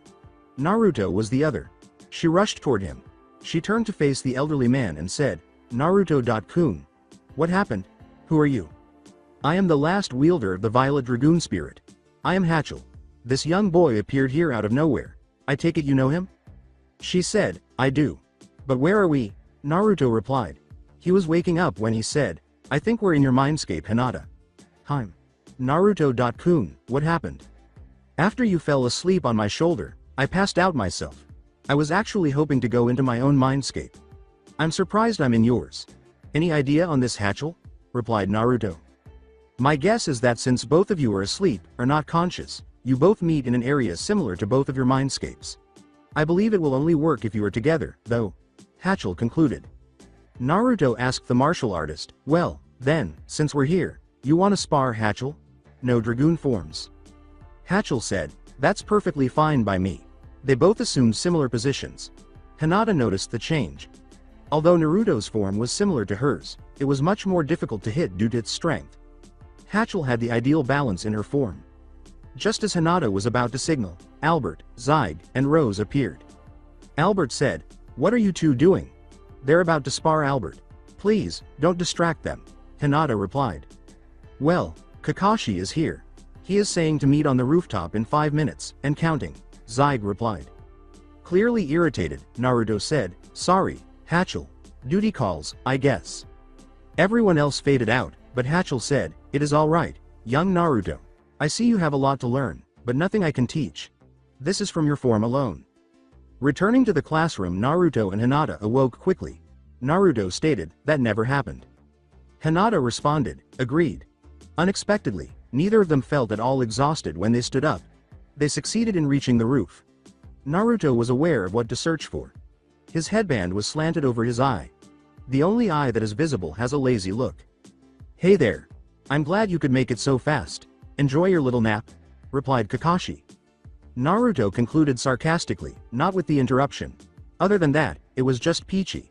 Kakashi sighed, Hinata laughed, and Sasuke grunted. Okay then, why don't we introduce ourselves? Likes, dislikes, dreams, that sort of thing. Don't forget your name. Kakashi responded. Naruto let out a sigh. Since you're the sensei, you should show us how it's done. Naruto replied. Had Kakashi not been wearing his mask, he would have grinned. Alright then. I'm Kakashi Hitaki. I have many likes and don't dislike much. My dreams are not to be talked about. Kakashi responded. I knew more than that already. Before the academy, this guy kept me safe for a while. I believe it was Inu. That would be about right, kid. He's the same one that's been with you most of your life. Figured as much. He gestured to Sasuke, who grunted and said, okay, you're up next. My name is Sasuke Uchiha. I like few things, and there are a lot of things I don't like. Dreams, that's just a word. I have an ambition, because I will make it reality. There is a certain person I have sworn to kill. Oh, that's wonderful. Avenging himself, Kakashi thought. He won't be much for teamwork if this is how he's going to be, Naruto and Hinata thought. Naruto heard Kakashi say, Blondie, you're up. This made Hinata flush. My name is Naruto Uzumaki. I like ramen, a certain Hyuga, she said. Foxes, and dragons. I dislike ignorance, and utterly hate arrogance, and those who hurt my friends. My dream. Albert said, don't say anything about us. Naruto said, I didn't plan on it. Is to be a bigger badass than my father, and a better swordsman than my mother, said Naruto. Hinata gave Naruto an odd look. She saw what he was saying when he turned to face her again. She returned her attention to their teacher after nodding. She knew it was her turn, so he didn't need to say anything. As Naruto said, my name is Hinata Hyuga. I like a certain blonde guy. He blushed briefly. Hinata looked at Naruto, who nodded approvingly, though it appeared to be Albert, not him, saying, cats and foxes. I dislike arrogance, the way the side branches of my clan are treated, and the way people treated Naruto until a few days back. My dream is none of your concern. Naruto and Hinata anticipated this and said, okay, then, we will have the genin test tomorrow. Sasuke spoke up, so it's clear he didn't. Hinata and Naruto chose to remain silent, saying, what do you mean? We already passed the genin test. No, that was just the preliminaries. It's meant to weed out the much weaker ones. This test has a 66.6% failure rate, Kakashi replied. Not to mention, you haven't passed anyone, making the chance of failure higher, said Naruto. Kakashi gave him a look, so you know. Naruto gave a nod. Kakashi's visible eye widened as he said, I also know of a few of your nicknames, son of Konoha's White Fang. You even know of my father, who died before you were even born. Who told you this? Kakashi took the hint when Naruto gave him a look that said, I'm not going to tell you. He ceased speaking. Be at training field 7 at 8 a.m. Naruto and Hinata noticed one thing. Bells. These are the pamphlets for the last test. Study over them, and no eating beforehand. You might puke. They exchanged knowing glances with one another. Sasuke and Kakashi had already departed, but Naruto knew he was still observing them. Looks like we know what to do. First things first, Hinata, we have to get you used to you-know-what. Surprising Kakashi by referring to him by his Anbu codename, Naruto said, I know you're there, Inu. You should get lost, and not bother us until the exercise. You don't want to be late, do you? Naruto knew that Kakashi was leaving. She nodded, and they leapt from the roof, saying, Let's go Hinata. Hime. Before he shows up again. Hinata questioned him on the way there. How did you get so good at chakra control right after the academy? A few days ago, Naruto recalled asking Albert the same question. He related the tale to her. Rewind. Hey Albert, I've got a question. Why is my chakra control this good? I mean, it's leaps and bounds over what it was beforehand. Naruto responded. Well, when you and I fused, I found a lot of seals restricting your body. Your very life force was fading, being replaced by the fox's life force. I simply removed them after redoing the seal. Some of them I can remove, and others, I could remove, but not reverse the effects. The fox helped me with that. How many were there? Over 100 seals total. Now there are only 7 seals. 3 of which I redid to allow the fox to go in and out of your mindscape, the others restricting any bloodline techniques you could have. One of those bloodline suppressors, I managed to both get rid of and reverse the effects. You won't really need the chakra elements from your parents. Your chakra will adapt to our elements. It will easily allow you to use multiple elements, but it would be a lot harder to combine them. Okay then, the other 4 seals stopping my parents' bloodline techniques, where are they? There is 1 on your lower back, 1 on each ankle, and right below your head, at the top of the neck. Those 4 will not be visible, and the seal for the fox will only be seen when you manipulate chakra. What we use when we combine isn't chakra. Doing so will also reset your chakra network. This will come in handy if your chakra network gets shut down, immobilized, or downright cut at several points. Albert continued. So, if my chakra network gets severed, or shut down, transforming into a dragoon will reset it, and put it back to normal and active? That's right. Your levels of chakra will not go back to full, however. That is something I would like to warn you about concerning this. I see. By doing this, thinking I'm full on chakra afterwards, would make me get a little cocky. Sure it helps, but by doing so it does more to make me think I'm back at full strength. Not a good thing. I need to monitor my chakra if I'm going to use that. Good idea. Remember, this is only to be used as a last resort. Using it at the start of a fight is never good. You want to keep it as much of a secret as you possibly can. Flashback end with a chill down her spine, Hinata remarked, so, the seals that were removed sealed your abilities? That's quite a bad thing to have. Yeah, but I figure it's because of the fox. People think I'm the fox, but you don't really care. I found that out firsthand, and for that I'm glad. I guess it came as a surprise that you didn't think I was a monster. Naruto replied. Why would I think you were the fox? You were born not even an hour before the fox had attacked. Granted, he was being controlled, but still, it's not right. I think they just hate the fox. If they hate the fox, they hate me because they think I'm the fox. I actually understand the reasoning behind it, but I still hate the ignorance that it oozed. I am not the fox, nor was I ever the fox. Besides, between Albert, Rose, Zaide, and the Kyuubi, or as we call him, Foxy, I have learned a lot more than the academy could ever teach me, and they did so in a way I understood. Hinata remarked, a little impressed that they could accomplish something that few people could ever accomplish, meaning, you couldn't understand most of what they said. These guys sure know how to make things simple. Tell me about it. They had more trouble with another friend of theirs than they did with me. I was a simple nut, compared to her. She was even more stubborn than Sasuke, yet more powerful than the average Chunin. When you get the chance, ask Hatchel about the trouble Meru gave Dart, Rose, and the others. He should be able to tell you. Naruto said as Hinata nodded. They arrived at the training field at that point. Alright Hinata. We know you have the Violet Dragoon form. Now, you need to know how to call on it.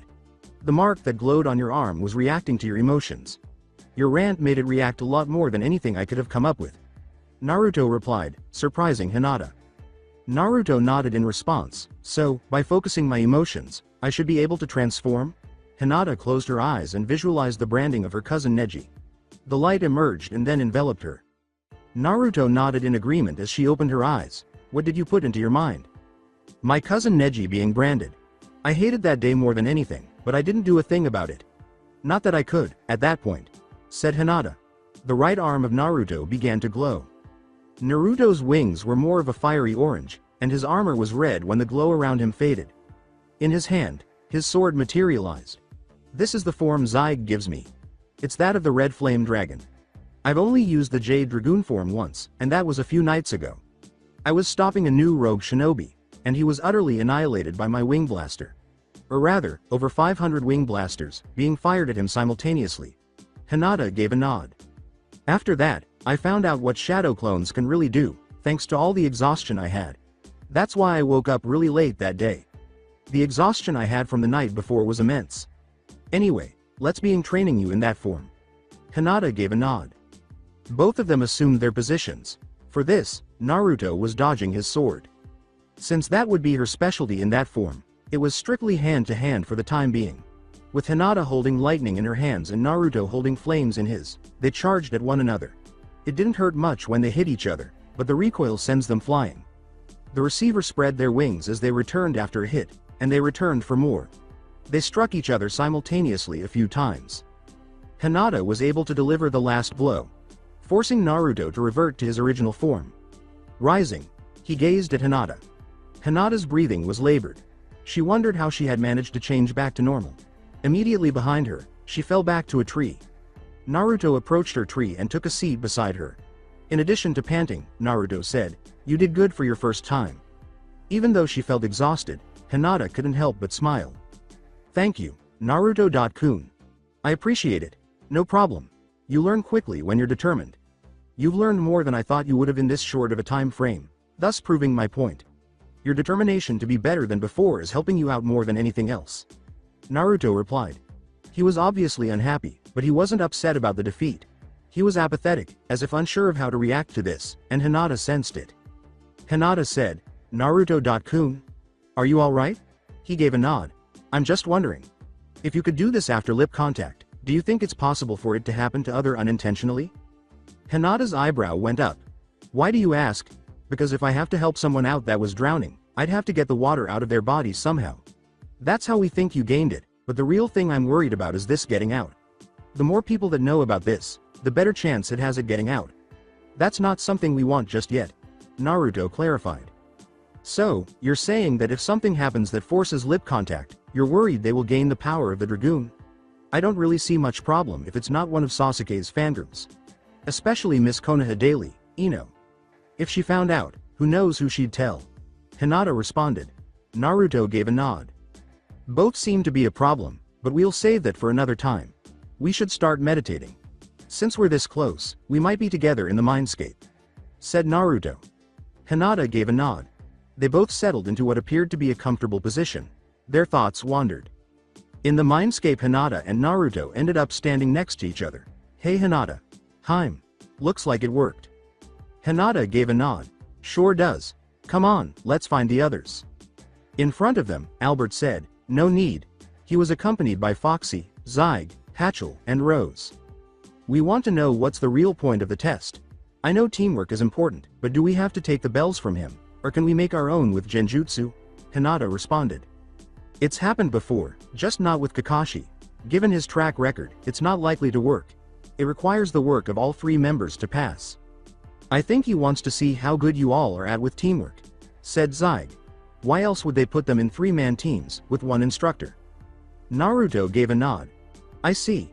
So the real test is not whether we can get the bells or not, but to measure our ability to work as a team. Highly sneaky. It's not definite, but if there is only enough for all but one person, then that proves the point. It will be more about teamwork." Fearing a yes response, Hinata questioned, "This means that if we can't get Sasuke to work with us, we'll all fail?" "More likely than not, yes. This test seems as good as failed. That Uchiha kid looks like a lone wolf to me," Rose stated. Both Hinata and Naruto nodded. The last one spoke up. His entire clan was slaughtered a few years back. He's after revenge, and then he will try to restore his clan. It's unlikely that either will happen. That made Rose nod. "He's a lost cause, then."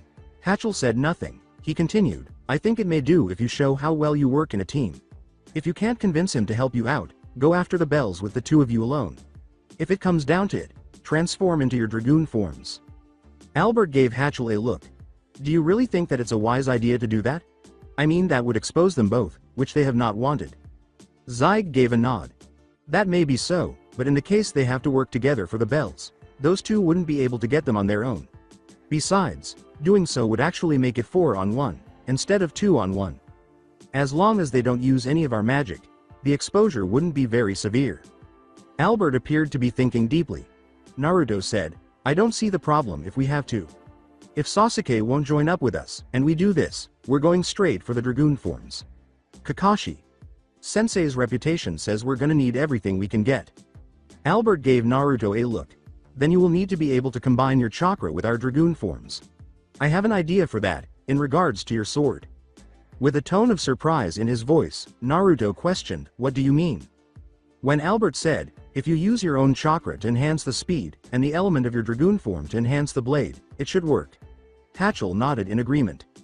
I agree. It's definitely worth a try. Both Hinata and Naruto shrugged as Naruto glanced at her.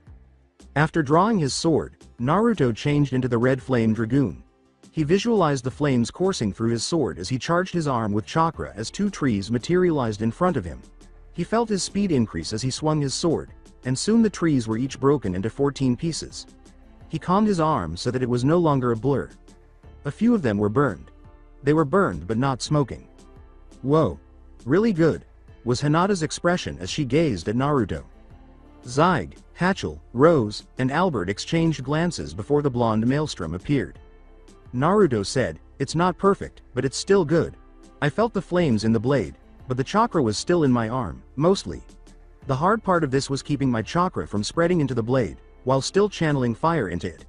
I'll have to work on that later. Hinata said, okay, back to the matter at hand. The test is designed to determine our capability as a team. If Sasuke doesn't agree to help us, Naruto-kun and I do so on our own, using the Dragoon form, but still working together. Naruto continued Hinata's statement by saying, and if Sasuke is watching, we prove him to be quite the fool. In addition, when we get the bells we keep going for about 5 more minutes, or until the time is up. Whichever comes first. Everybody gave a nod. You guys should also probably eat tomorrow morning. He said not to test your skills, and he's actually trying to set you up to fail, should you listen. Hachel gave a nod. That would seem to be the case. You can't perform well on an empty stomach. I remember being told something once. Those who don't follow the rules are lower than garbage. Those who abandon their friends are even lower than that. Sasuke will probably listen to Kakashi, meaning he doesn't see the real point in it. He will become the weakest link, and if he helps out, which is unlikely, he will probably be able to do more with you than he could alone. Hinata said, okay. Any other pointers? Hachel gave a headshake. Not at the moment. Your fighting style is good already. With a few tweaks we could easily combine our styles to form a new one. I saw that Naruto has already done so. Naruto gave a nod. I did, but not with the gentle fist. The Uzumaki clan used either fire or lightning in the hands to add effects to the hits. I used lightning from time to stun. Mainly though, I use fire. That easily burns the opponent. When going for an attack that's like a sword, wind is the best bet.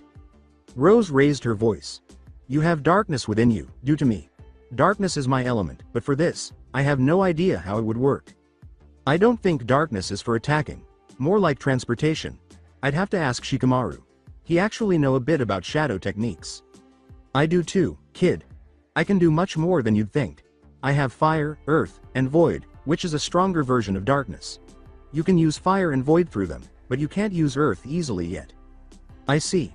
I guess we should go. Sun's probably about to go down, and we're in the right area. The fox gave a nod. I'd like to see it as well. Mind if I use an eye? Naruto simply let out a sigh. Foxy nodded and said, only one of them. I'd like to see it too, Foxy. Naruto, Foxy, and Hinata departed. Aside from the fact that it's stuck somewhere it shouldn't be, I have no idea why I keep calling the Kyuubi Foxy. Albert questioned, do you really think they stand a chance? Not much of a chance, if the rumors I heard about him were true. They still have a slight chance of taking him down, but they won't be able to kill him with their experience. Hachel concluded. Rose and Zaig exchanged glances. They gave a nod. They have a bigger chance than you think.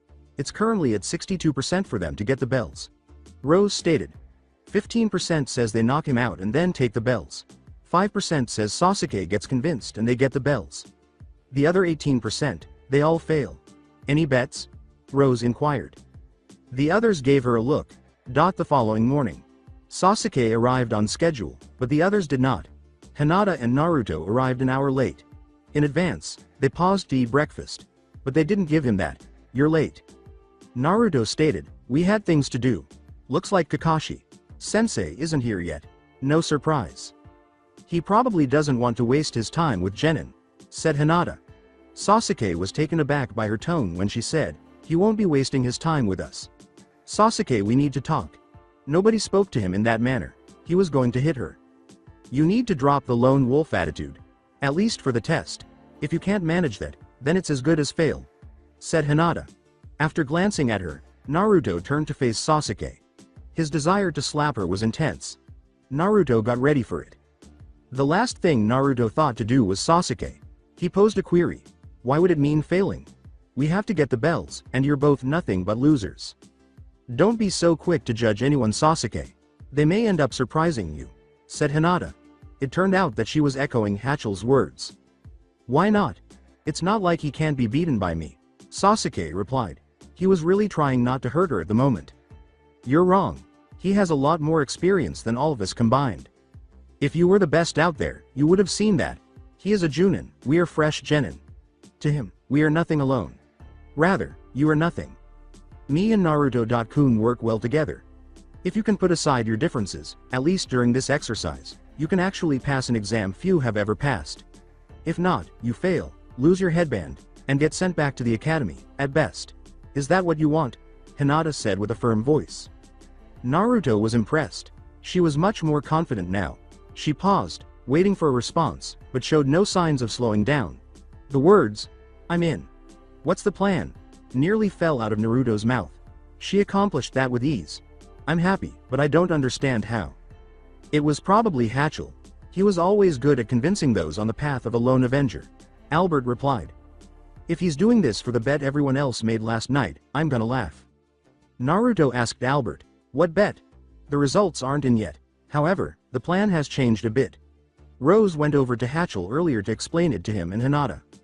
"Okay. What's the new plan?" While Foxy and Albert were putting the plan together, Naruto gave an explanation. He kept Sasuke in the dark about the Dragoon form. He simply claimed to have a secret weapon. Hinata had one too, but he wouldn't say what it was. Sasuke and Hinata both nodded in agreement. Is everyone clear on this? Around 11 a.m. Team 7 had entered a state of meditation. Naruto and Hinata were in their own mental landscapes, and Sasuke was alone. They all emerged from their mindscapes when Kakashi arrived. They all approached Kakashi. "Where have you been?" "Well, no words. No, you're late." There was silence. Or anything else. They were aware of the scheme. Kakashi took out 2 bells and said, "All right then. As it said in the pamphlet, you are to get these 2 bells from me. The one who doesn't get a bell will be tied to the stump. That person will also go without lunch." Sasuke's stomach rumbled. Both Naruto and Hinata exchanged a smile. When Naruto, Hinata, and Sasuke say, "The test is over at noon. That's 1 hour from now. Begin," they vanish. Hinata and Naruto are well concealed. However, it appears that Sasuke is deficient in that area. Kakashi reflected. He had not yet anticipated Sasuke's attack. Strangely enough, something emerged from the earth. Naruto was there, aiming his fist directly at Kakashi's chin. Kakashi made a timely leap back. From Sasuke's direction, kunai emerged. Not that he wasn't trying to aim. He intended to hit the blonde while throwing everything. The blonde burst into flames while still near Kakashi. This was unexpected by Kakashi. A clone that explodes? That's a technique on par with Junin. As he entered on Kakashi's exposed back, Sasuke grinned. Kakashi quickly learned and leapt to dodge Sasuke, only to be struck by a gust of wind from the left. When it struck, Sasuke had already left the area. When Kakashi looked up and saw a violet, winged figure coming at him from above, fist cocked, he landed. Then he saw that the fist was slightly opening. Oh shish. He had to leap to his left to avoid that attack. Kakashi was struck squarely by Hinata's blow after another gust of wind. Kakashi was sent flying when her open palm struck him with a blast infused with lightning. One more wind gust. From the direction Kakashi was going, Sasuke entered. He practiced hand signals for a jutsu. Fire style. Fireball jutsu, he said, his fingers landing on his lips. Kakashi was surprised by Sasuke's move. He can't dodge in time because he's not on the ground. He's not even capable of jutsu. Naruto appeared behind Sasuke as he launched his fireball. He increases the size of the fireball by blasting it with wind. When Hinata saw it, she shot a lightning bolt into the large flaming ball with her hands. 2 seconds had passed since the lightning was launched when it struck the fireball. Kakashi was directly next to the fireball when it exploded. All of them vanished. Kakashi was on the ground in a hole. How could they have come up with something like this? 3 genin with no prior experience in the field should never have been able to draw something this complex. But those 3 have. In other places, the battle between Kakashi's genin squad and the Junin was being watched by the 3rd Hokage and a number of Junin, including Hiashi Hyuga. A female Junin was observing the scene with wide eyes and asked, "Lord Hokage, what exactly are those 2 doing? What is that form?" Hiashi made a statement. "What I want to know is why Hinata is like that. Last I checked, only Naruto Uzumaki was capable of that. It seems that Hinata had gained the ability. How, I do not know," Sarutobi replied. "What are you 2 discussing?" the previous loud female yelled. "That form is regarded as an SSS. Rank secret, Anko. I don't personally know every detail. Only Naruto Uzumaki has the authority to decide who is not permitted to know." The crystal ball depicts Team 7 using the fireball jutsu, with Hinata firing a lightning beam and a wind blast that Sarutobi surmised was the wing blaster. An explosion was heard, and I don't even think Sasuke knows what that form is. "Is there supposed to be a sound from that?" Anko shouted. "Hokage, Lord. Chunin might be killed by that combination." With his ears still ringing, Hiashi screamed. The sound had vanished, so the Hokage was quieter than the others. "I know. He probably told them to come at him with the intent to kill. He always does. It would be his downfall this time." That wasn't the ball. The explosion was audible in real time. After being startled, Hiashi managed to calm down enough to talk normally. "I believe that those forms enhance their strengths and diminish their weaknesses," he said. "The majority of the civilians must be wondering what's going on. Because of this, we will inform them that it is a training exercise that has just concluded." As he stood up, Sarutobi declared, "Kakashi is out of it. I'm going over there to stop it, before things worsen." To calm the villagers, Hiashi, Anko, and the others shook their heads, wondering what he meant by worse. With Group 7, holding the 2 bells, Naruto, Sasuke, and Hinata peered inside the hole where Kakashi was. Naruto held up the bells and tossed one to Sasuke and one to Hinata, saying, "I can't believe that worked. I can go longer without food," he said. "Furthermore, I'll be able to surprise them at the academy, if nothing else." "That won't be necessary, Naruto," the Hokage said as he approached them. "With that, I believe you nearly killed Kakashi." "No, he's still alive. In fact, he's awake." Kakashi's visible eyes snapped open, likely wondering how we could think of something like this. "How were you aware?" Kakashi spoke feebly. "You still haven't slowed down your heartbeat. I sense it through the earth." A person's heart rate somewhat decreases when they are unconscious or sleeping, according to Naruto. "Not at all. My thoughts." "How?" Kakashi tried to stand up but was unable to do so. "I believe we went overboard, guys." "Well, whatever. In any case, everything went as planned," Hinata remarked. "I think you guys are better than most people our age, and we got the bells and pretty much knocked him out. But how did you think of the plan, Naruto?" Sasuke said. "It was created by a friend of mine who enjoys dragons," Naruto said. "Her name is Rose." "Did Rose think of it?" Kakashi. "Sensei, I was just saying what I thought would be the most likely thing to think of, which was, how did 3 genin with no experience in the field have come up with a plan this intricate?" Hinata said, "I thought it was Albert." Naruto nodded. "The answer to that is, we had a friend of ours come up with it last night. She is similar to Hinata and me, and her name is Rose. She's been doing it for a lot longer than either of us, that's the only difference. Over a minimum of 15,000 years. "Rose?" the Hokage asked, raising an eyebrow. 15,000 years? I believe I know who you're referring to. I would like to know how this is. But it's up to you to decide whether or not to tell anyone. Kakashi is included in this, and he cannot make you do it. You must tell him voluntarily and without coercion." Kakashi managed to say 2 words before fainting, and Naruto nodded. "You pass," he said, and left. "All right, we went overboard. We all passed, at least. All we can do now is wait for Kakashi Sensei to recover." Naruto said, "It would probably take a week after something like that to be able to move on his own." He began to make hand signs, and Zaig appeared in dragon form as he slapped his arm on the ground and his arm glowed red. Do you think you could bring Kakashi Sensei to the hospital here? With that last attack, we kind of went overboard. That doesn't bother me at all. You didn't seem to be making the most of Albert's abilities. I'm not joking. I had to restrain myself so as not to ruin the scenery. Hatchell was also holding back, as was Hinata. For all this, though. Explain it to me. Rose is still stunned by that. She is questioning why she even thought of that. Hatchell is surprised, but Hinata said, well, it doesn't surprise me that she's rethinking that plan. I also believe that he was not taken aback. Not often, but I don't mind that he's taken aback when Rose is this absorbed in his thoughts. Rose is not very emotional. In any case, Zaig, you should probably leave. If you would like, Hinata and I can accompany you. I'm okay with it. Sasuke won't be arriving, though, he hasn't been told yet. I didn't anticipate it. Zaig nodded as Naruto remarked, I knew you wouldn't want him on your back anyway. He took off towards the hospital and landed on the roof after Naruto and Hinata successfully pulled him out of the hole and next to Zaig, who grabbed him with his first paw. The flight took about 30 seconds, and while Kakashi was on the roof with Naruto, Hinata left to find someone to assist him. 5 minutes later, a doctor emerged carrying a stretcher. Thank you. You may want to watch him closely. Hinata. Hime? Naruto said. Hinata nodded and they both jumped off of the roof and landed on Zaig's back. He went over to the Hyuga compound, where he went down a bit lower, and Hinata jumped off. Later guys. Zaig gave Hinata the thumbs up as she landed and waved back at him and Naruto. After Naruto thanked Zaig for taking him home, he left again. 2 weeks have passed since Team 7 successfully completed Kakashi's test. For a week, they have only been engaged in D-rank missions. Kakashi had been hospitalized the previous week. In fact, during that week, Naruto, Hinata, and Sasuke were getting along.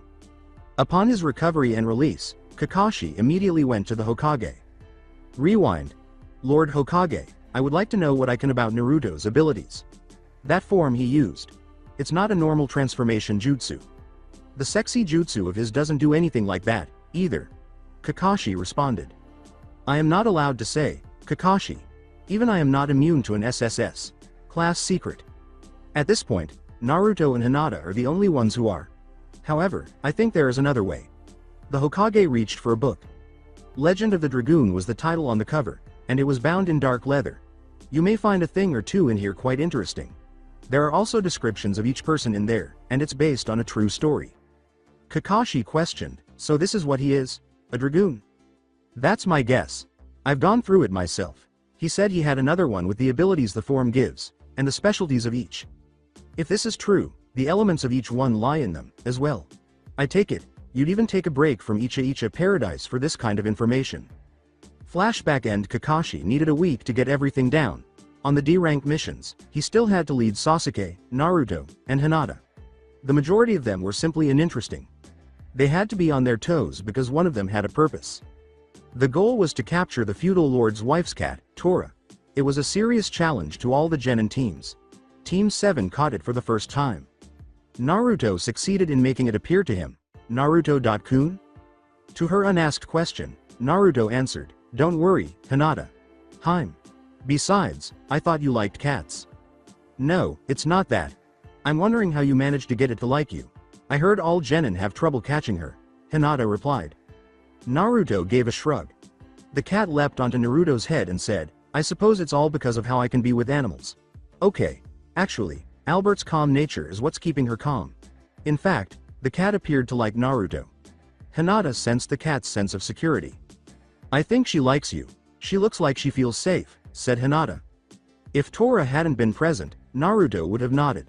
There are things that will always be a mystery to me. Still, I'm glad she likes us. Tora smiled. She leapt into the embrace of Hinata. Looks like I was right, Hinata. Hime. Tora's emotion was palpable to Hinata. It's too bad we have to give her back. I would have liked having a cat. Naruto grinned. I agree. I guess if she gets loose again, we'd have another shot at meeting her. Each of them gave the other a nod. The cat listened to the entire conversation and asked, would you like that, Tora? Tora nodded after meowing. The feline curled up in Hinata's embrace.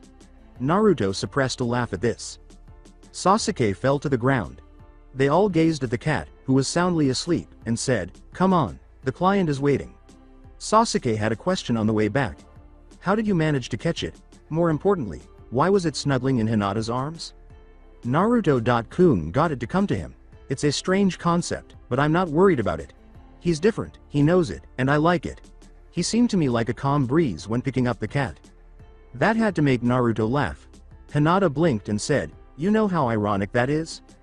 Come to think of it, it is a little ironic, your main attribute being wind. Sasuke replied. Hinata was forced to concur. I didn't even notice the irony in the statement. Oh well. Can't figure it all out myself, can I? Mission reporting room. Before returning Tora to her owner, Naruto and Hinata were essentially saying goodbye to her. Naruto discussed a problem he discovered. Miss, I think you should pay more attention to Tora. Don't pamper her too much, or this could easily happen again. She may like me and Hinata, but she would have to stay with you. You're the original owner. You should take better care of her. This was making Kakashi a little irate. Naruto. Show more deference. Hinata gestured. She needs to hear this. Naruto.kun and I found out a few problems Tora had back home. Tora said there's not much attention going towards her, and when there is, there's too much of it. Also, Tora wanted to see us again sometime, but I'm not sure if that would be possible without this happening again. It's a good thing to see friends, Tora, but you shouldn't have to run away to do so. Just remember, friends are good to have, but you can't ignore family. Right now, she is your family, and we are your friends. Naruto concluded. That's I've got to say. After meowing, Tora jumped onto Naruto's shoulder and left the woman's arms.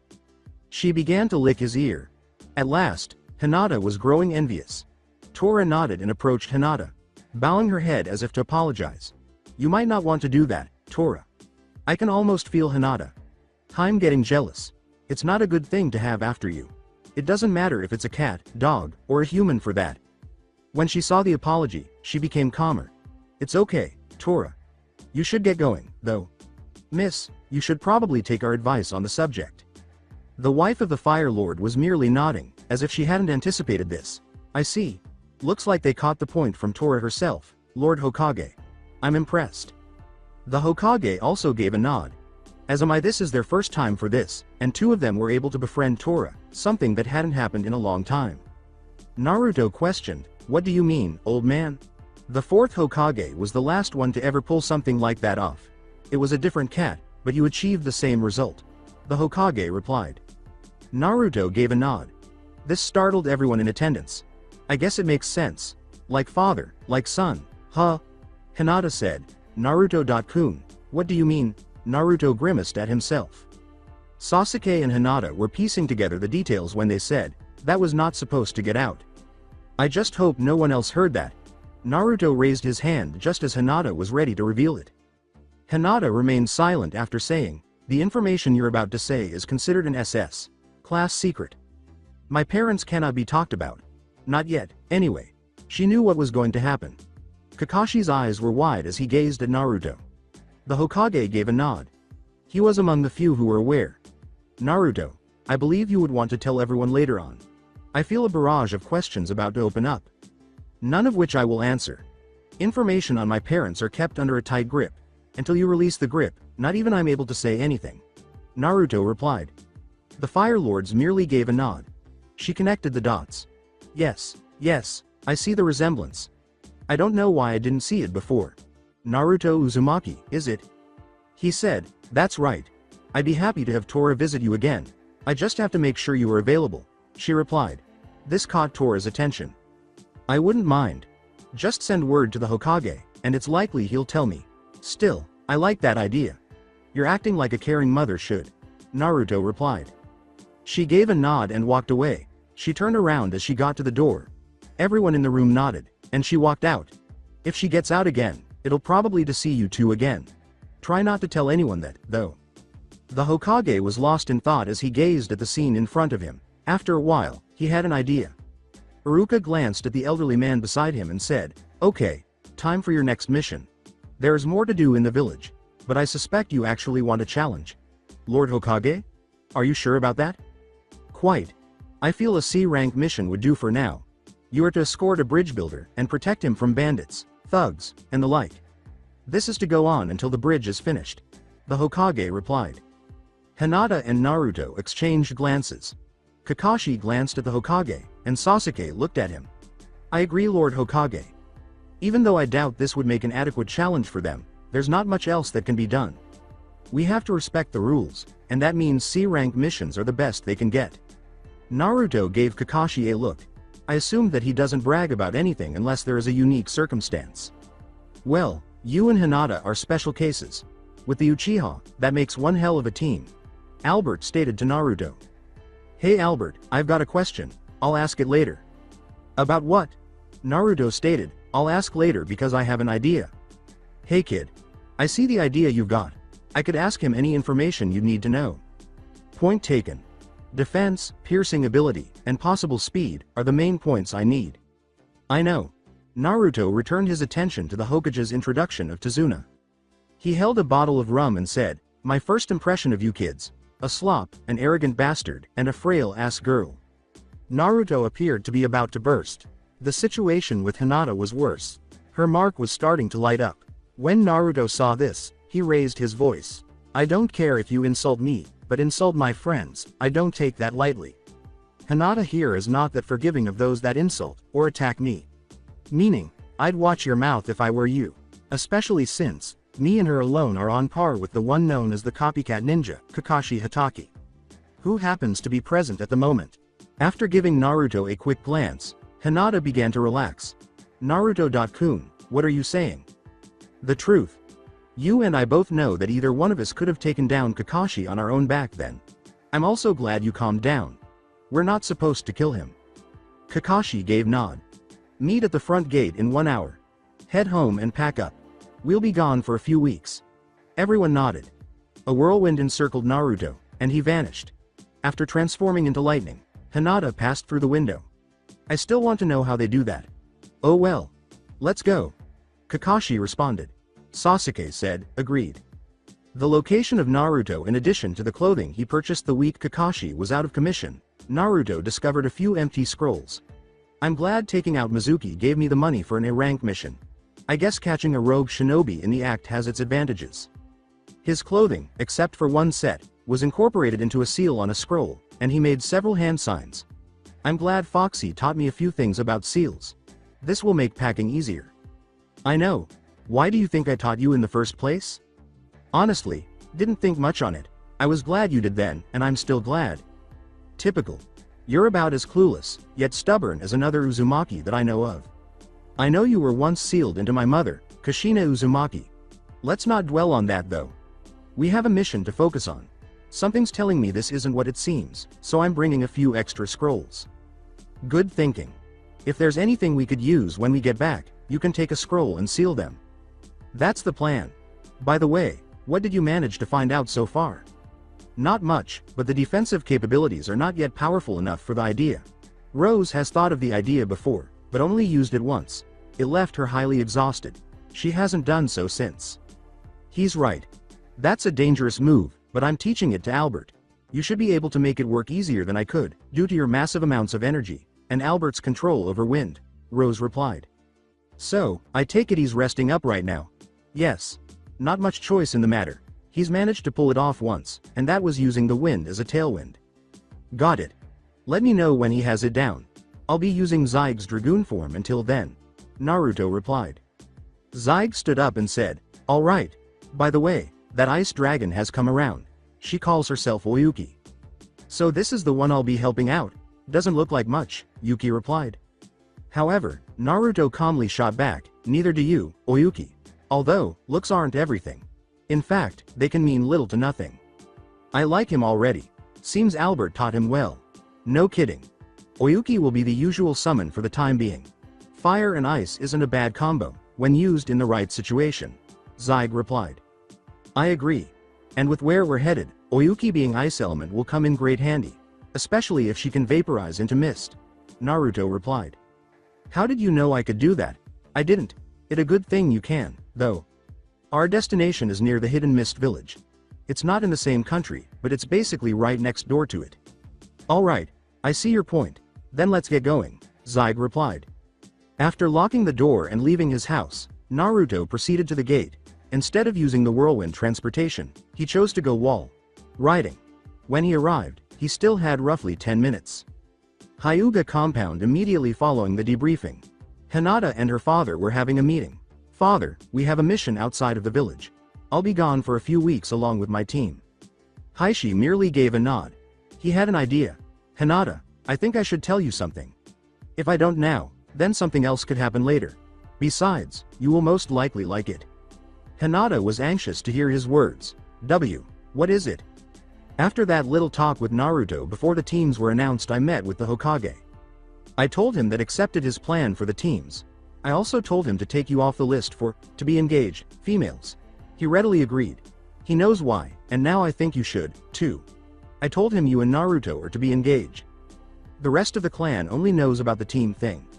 I told the Hokage that the engagement between you two was a part of that, and they would have known if they were paying attention. Hiashi relayed to her.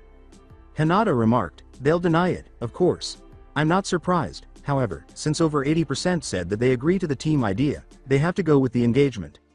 Honestly, I think I'm beginning to act a little too sneaky for my own good. Hinata gave a nod. I agree. You were right, I do like it. I'm sure Naruto-kun would like it, as well. I doubt he was informed, said Hinata. As far as I know, he wasn't. That's for you to tell him.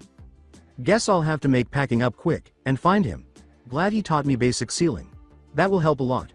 Hinata replied. Hiashi gave a nod. Get going. You don't want to leave him waiting. Hinata walked out of the room and headed to her room to pack up after saying, right. 5 minutes or so later, she was fully packed and heading out over the rooftops. Hinata pondered, I wonder how he'll take it. If he's anything like Dart, he'll probably be shocked and at a loss for words. If he's like Albert, I'd say he wouldn't think much of it. Hatchell continued. Okay. Any other possible reactions? Why don't you find out yourself? He's running along the walls. He's coming this way, too, Hatchell replied. Hinata caught sight of Naruto. She discovered his route and began following it. Hey Naruto-kun. I have some news. Hinata. Hi, how you doing? What's the news? Asked the man. Naruto was taken aback and had to quicken his pace.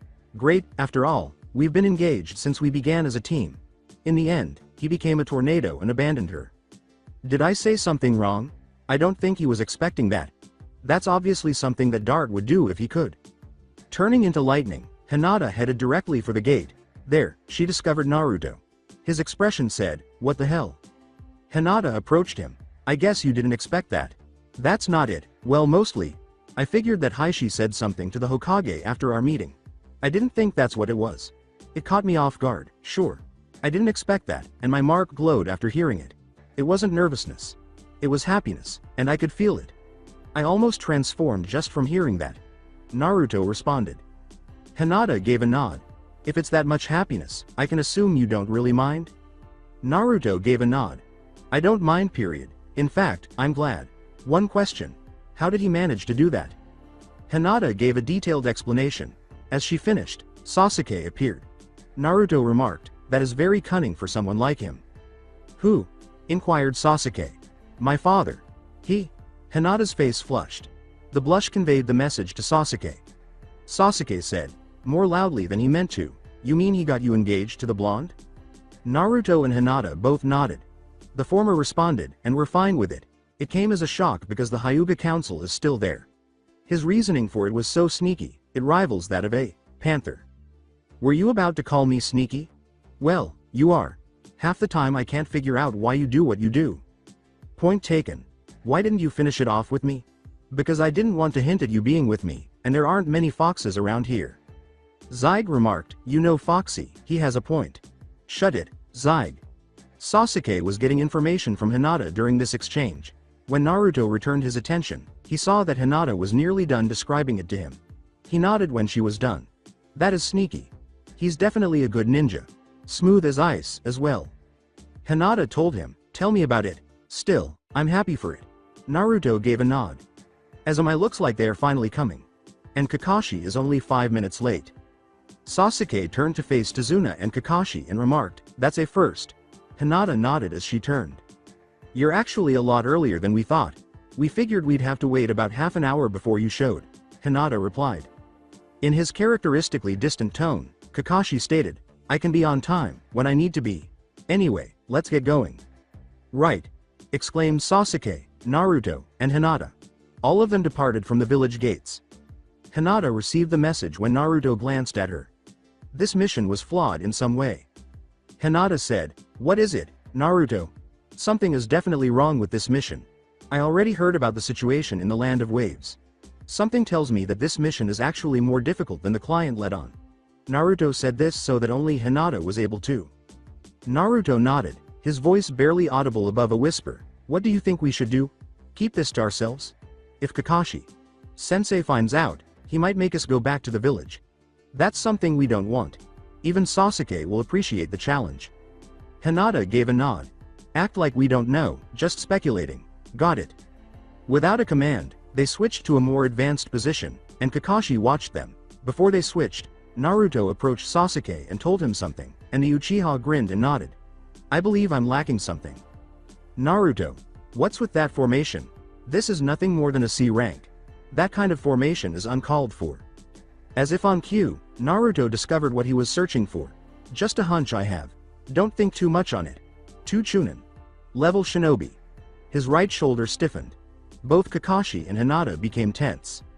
"Looks like we were right," Hinata thought. "What are they doing?" was Kakashi's more general thought. "Hold on, what is that?" They discovered a puddle. Naruto passed it to the left, causing his left shoulder to stiffen and his left middle finger to shake. This time, both Sasuke and Hinata caught it. They all agreed that it was 2 in the puddle. "I understand." They knew something was going to happen, but Kakashi didn't understand why his fingers were shaking. Nice little gestures. What the finger shaking was for is still a mystery to me. For this, I'll let my guard down. Check out what these guys are pursuing and how they perform. Suddenly, 2 men emerged from the puddle and charged at Kakashi. There was a chain around Kakashi, and it squeezed him. Naruto and Hinata each charged at that moment. Beside Tazuna, Sasuke assumed a defensive stance. Sasuke placed the chain against a tree and threw a shuriken at it. The shuriken was pinned to the tree by a kunai that entered its hole. As Hinata used a lightning infused palm on hers and Naruto used a fire charged fist on his, the 2 shinobi were pinned to the tree. They were all struck hard and circled the tree to which Sasuke had fastened their chains. Naruto saw that the 2 shinobi were bound together in a poisoned chain. Kakashi emerged from the bush. "Nice job, Naruto. Very subtle signals. I still don't realize what the finger shake was for." When Naruto raised his voice, Kakashi approached the shinobi and gave them a look. The right shoulder confirmed my suspicion, the left shoulder signaled where they were, which was the puddle, and the fingers signaled how many. "Be careful of the chain, though, it's poisoned. The demon brothers are these. They are both former Mist Village Chunin. They removed them easily. I'm impressed," thought Kakashi. "Naruto, I doubt you could figure out what they were here for this fast, so I think I'll ask them." "They were here for Tazuna. His bridge is the last lifeline of the Land of Waves. Someone is under control of all shipping industries. Who it is, I don't know, but the bridge is a threat. It's likely that this guy would hire more powerful shinobi than this." Naruto was speaking to Tazuna. "So who is it? Who's after your head because of your bridge?" Sasuke and Kakashi questioned how he had already learned so much. Hinata smirked as she turned to face them. Tazuna let out a sigh. "You're right on every point. His name is Gato. On the surface he's a shipping mogul, but underneath, he runs a criminal organization. He has the entire country in his hand. As you said, my bridge is the final lifeline for us. The Land of Waves is a poor country. So much so that even the feudal lord is poor. I don't have any money for anything, even the food for my family. If I die," he got interrupted. "Your village will fall, and you don't want that happening due to someone else's dream. Because of this, you feel like it's your duty, and you consider it more important than yourself. That bridge will definitely put pressure on Gato. As long as you're alive, that bridge is a threat. If he kills you, he has nothing to fear," Hinata went on. Kakashi turned to face them. "Normally, we'd head back to the village due to the threat of enemy ninja. But since you lied to us about the mission, we go back unless we agree to stay with you. Way ahead of you, Kakashi, Sensei, Hinata and I are in." "I figured that if this were the case, Sasuke would want to stay in, as well," Naruto said, causing Sasuke to nod. "This means that all of us are up for it. Besides, we beat you, at less than quarter strength, and Hinata having little to no experience in that form. Sasuke wouldn't have passed that exercise if he didn't agree to help us, so it was for his benefit as well as ours. You saw for yourself the results." Heck, you even felt the results for about a week after the fact. Kakashi started to perspire. Did you have to bring that up? Anyway, you've made your point. We're sticking on this, but first, we have to gain the bounty on the heads of these two. They'll help pay for the fee. Tazuna was prostrating himself. I thank you for not abandoning me for lying to you. I'm truly sorry for that, but I'm grateful you will see this through, even after learning the truth. Kakashi gave Tazuna a look. I'm only allowing them to stick around, because they made massively good points. But know this, if I find this mission becomes too dangerous, we will come back. Tazuna stood up and said, I still thank you, we should get going, then. Naruto smirked as he glanced at Kakashi. You don't even know 1/3 of what I can do, Kakashi, sensei. Hinata has more to her now, as well. Let Gato attack us, and he'll be surprised by what we can do. With Sasuke being Uchiha, we are by far the best assault team for any job, and you and I double as a tracker. Hinata doubles as an aerial unit, as you've seen only once, and I triple as an aerial unit. I'm basically good all around. He won't be catching us off guard once. Kakashi sighed and nodded. Who knew he was so knowledgeable? Kakashi pondered. With Tazuna in the center, Naruto in front, Hinata behind, Sasuke to the left, and Kakashi to the right, they proceeded in their new formation. A.N. Do you not think that the Jinchuriki of the Kyuubi no Kitsune, who also has the ability to change into a Dragoon, a Hyuga, a Uchiha, and the copycat ninja Kakashi could handle what is about to be thrown at them? The remainder of the day proceeded quite smoothly. No more assaults. The group possessed the funds for the bounty of the Demon Brothers. They had poisoned themselves to death. In other places a man was seated on a sofa. A man brandishing a cane declared, the Demon Brothers have been defeated. What do you have to say for yourself, Zabuza, Demon of the Mist? The person on the couch, who was most likely Zabuza, said, the Demon Brothers. Defeated? Impossible. Those two are some of the best assassins out there? A giant sword was inches from his face when he stopped, saying, if that's the case, then you'd better leave now. This time, I'll go myself. If these guys can take care of the Demon Brothers, they're good. I'm getting myself a crack at them. I'll be going after the bridge builder, as well. Don't you worry about a thing. I haven't lost yet. A few days later Tazuna was in a boat with Team 7. They were led into the area by a guide. We can see my bridge up ahead. Naruto squinted as he looked ahead. He witnessed it. That's nice. It's gonna look great when it's done, if it looks that good unfinished. Hinata grinned. I agree. That's bound to look good when it's done. Tazuna gave them a look. They all nodded and said, thank you. I appreciate it. For the moment, they had to keep quiet. They were aware that they would be in enemy territory when they touched down. About half a mile upstream, they touched down on a beach. After they exited, Naruto picked up an object. Or two things, actually. Hinata nodded and said, guys, be careful. Major bad vibes. Sasuke grinned. Kakashi appeared to be on guard. Naruto picked up an object. Something large had been thrown by someone. They were in its path. Get down, now. Kakashi tackled Tazuna, and Hinata tackled Sasuke. Naruto had different plans. Leaping to his feet, he kicked a giant sword's flat. He landed after grabbing the handle. Kid, this sword belongs to one of the 7 swordsmen of the mist. 2 of those members are currently rogue, and another is simply missing. This one belongs to Zabuza Momochi. As one of the guys landed on a branch, Naruto said, got it. I see someone had the balls to kick my sword. A kid no less. Not much of a problem. Zabuza Momochi. Demon of the Hidden Mist. Naruto replied. There was some stinging in his foot. It still stings a little even after I kicked it with a chakra. Infused kick. I can still fight, at least. Sasuke said, Naruto, do you know him? I know of him. He's an ex-member of the 7 Swordsmen of the Mist. He's known as Demon of the Hidden Mist. As to why, I don't know. He uses the Hidden Mist Jutsu. It blocks all sight for anyone with normal eyes. Kakashi replied. Naruto, stay back and guard Tazuna. I'll handle him. Naruto gave a headshake. No, Kakashi. Sensei. I'll beat him in his own turf, at his specialty. Do you know how we got you to the hospital after you were utterly defeated? Zabuza glanced at the child. The child is green. Zabuza, who was standing right next to Naruto, snapped. He's totally distracted. His sword then returned to his grasp. Naruto had kicked Zabuza in the side with precision. Did you honestly think I would forget about an A-class rogue shinobi? Please. Kakashi. Sensei, I'll handle him alone. You and the others should protect Tazuna. Kakashi exhaled. There's no stopping you when you're like this. Fine, but don't hold back. He's slated for death. Kakashi replied. Returning to the group. I never thought that Sharingan Kakashi had ever took orders from anyone that wasn't the Hokage or his sensei. Why would he listen to his own student? Because this student has more power than him, in a form you have yet to see. Of that, I can guarantee. Said Naruto. There was a deep red glow on Naruto's arm. The others didn't understand what this meant, but Hinata did. Naruto yelled slightly, Naruto's going for it. He's going all the way. The glow intensified into a dazzling light that enveloped him. He had orange-ish wings and was wearing red armor when the light went out. He was holding his sword, Masamune. Burning with the rage of Inferno. Red Flame Dragoon. Hinata anticipated this.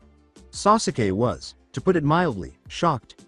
Hinata shook her head and asked, why is the armor red? I thought it was a greenish color. I guess we'll tell you later. Right now, we have to protect Tazuna. Naruto.kun. Use one of the others for you know what. Not this time, Hinata. I'm gonna try this without the others. Or my original. Naruto stated to her. Hinata let out a sigh. Think I should go for it. Zabuza was staring at him in awe and said, just to be on the safe side. What are ya, kid? You think you can take me down with that sword? Naruto quickly responded, ever hear of Masamune? Zabuza made two hand gestures to indicate that this would be good. He had one above his head and one in front of his body. The area was covered with mist. Before he disappeared, he said, can't hit what you can't see.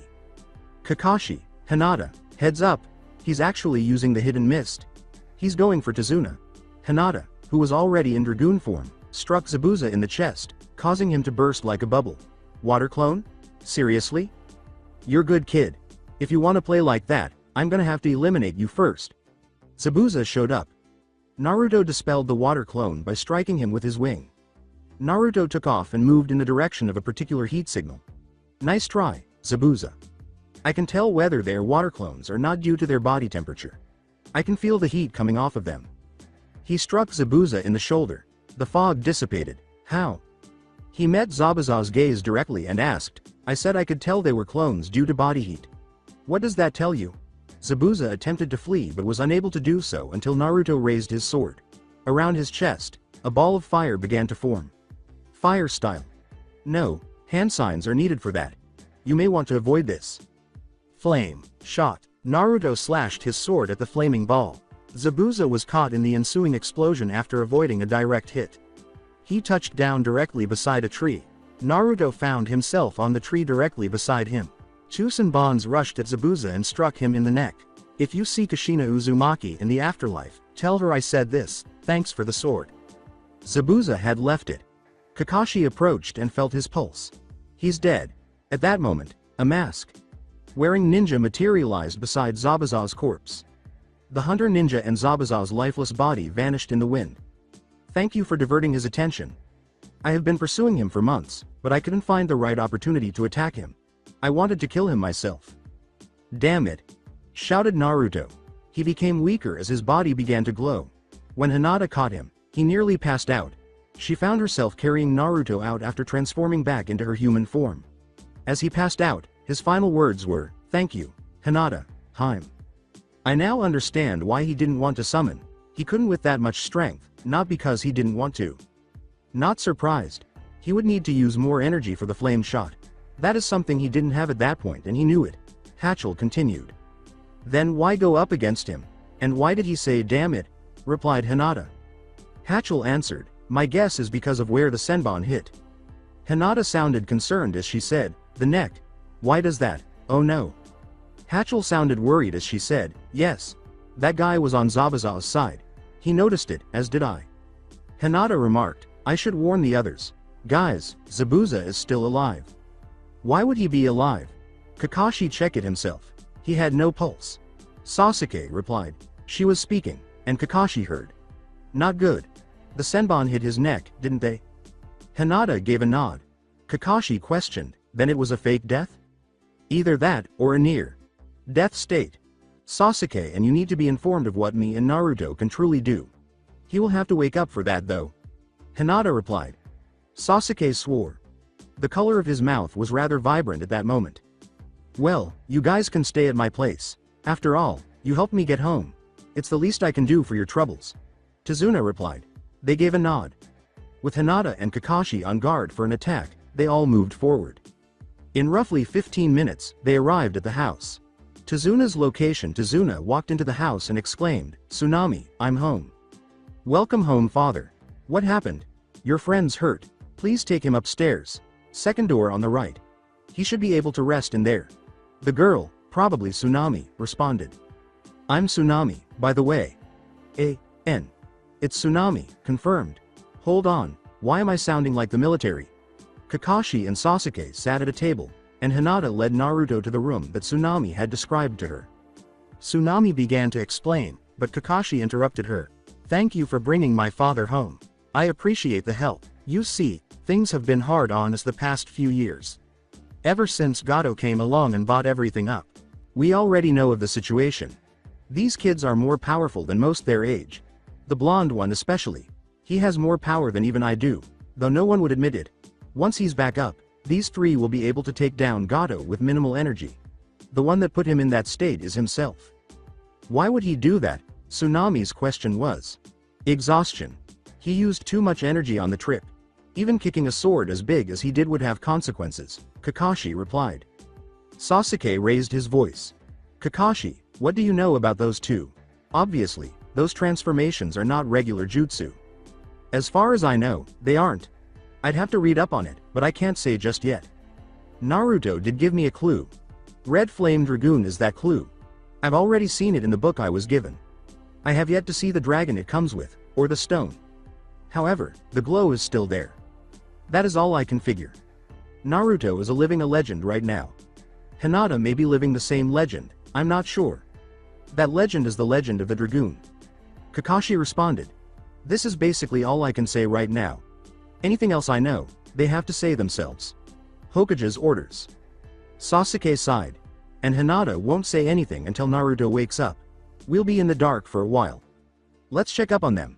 See if there's anything broken.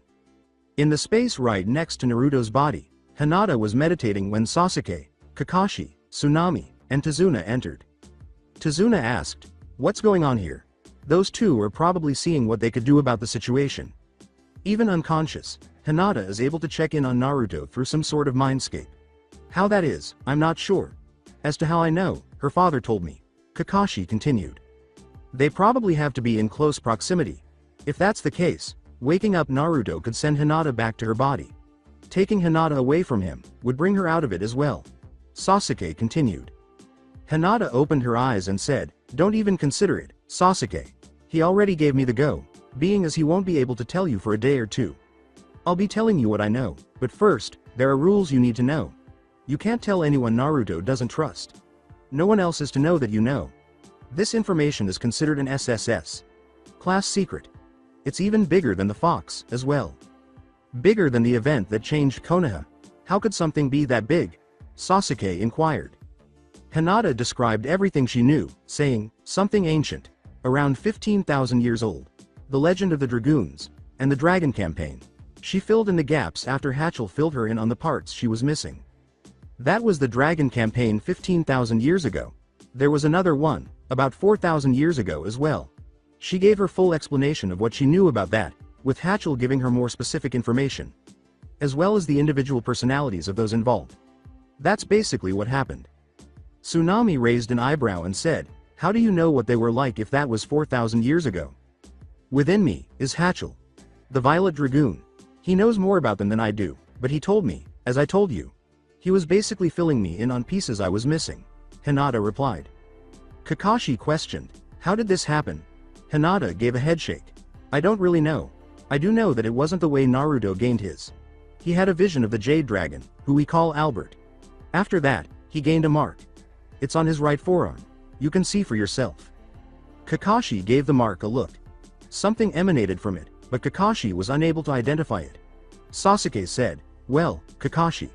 Sensei, what's the verdict? I've never seen a mark like this. It's giving off an energy I can't seem to figure out. It's not evil, yet it's not really pure. That much is certain. Other than that, there seems to be nothing I can find. It's not either. It mirrors the heart of the one who has it. Right now it's giving off Naruto's life force. The way it truly is, at this very moment. There are times when it glows. The colors represent different things.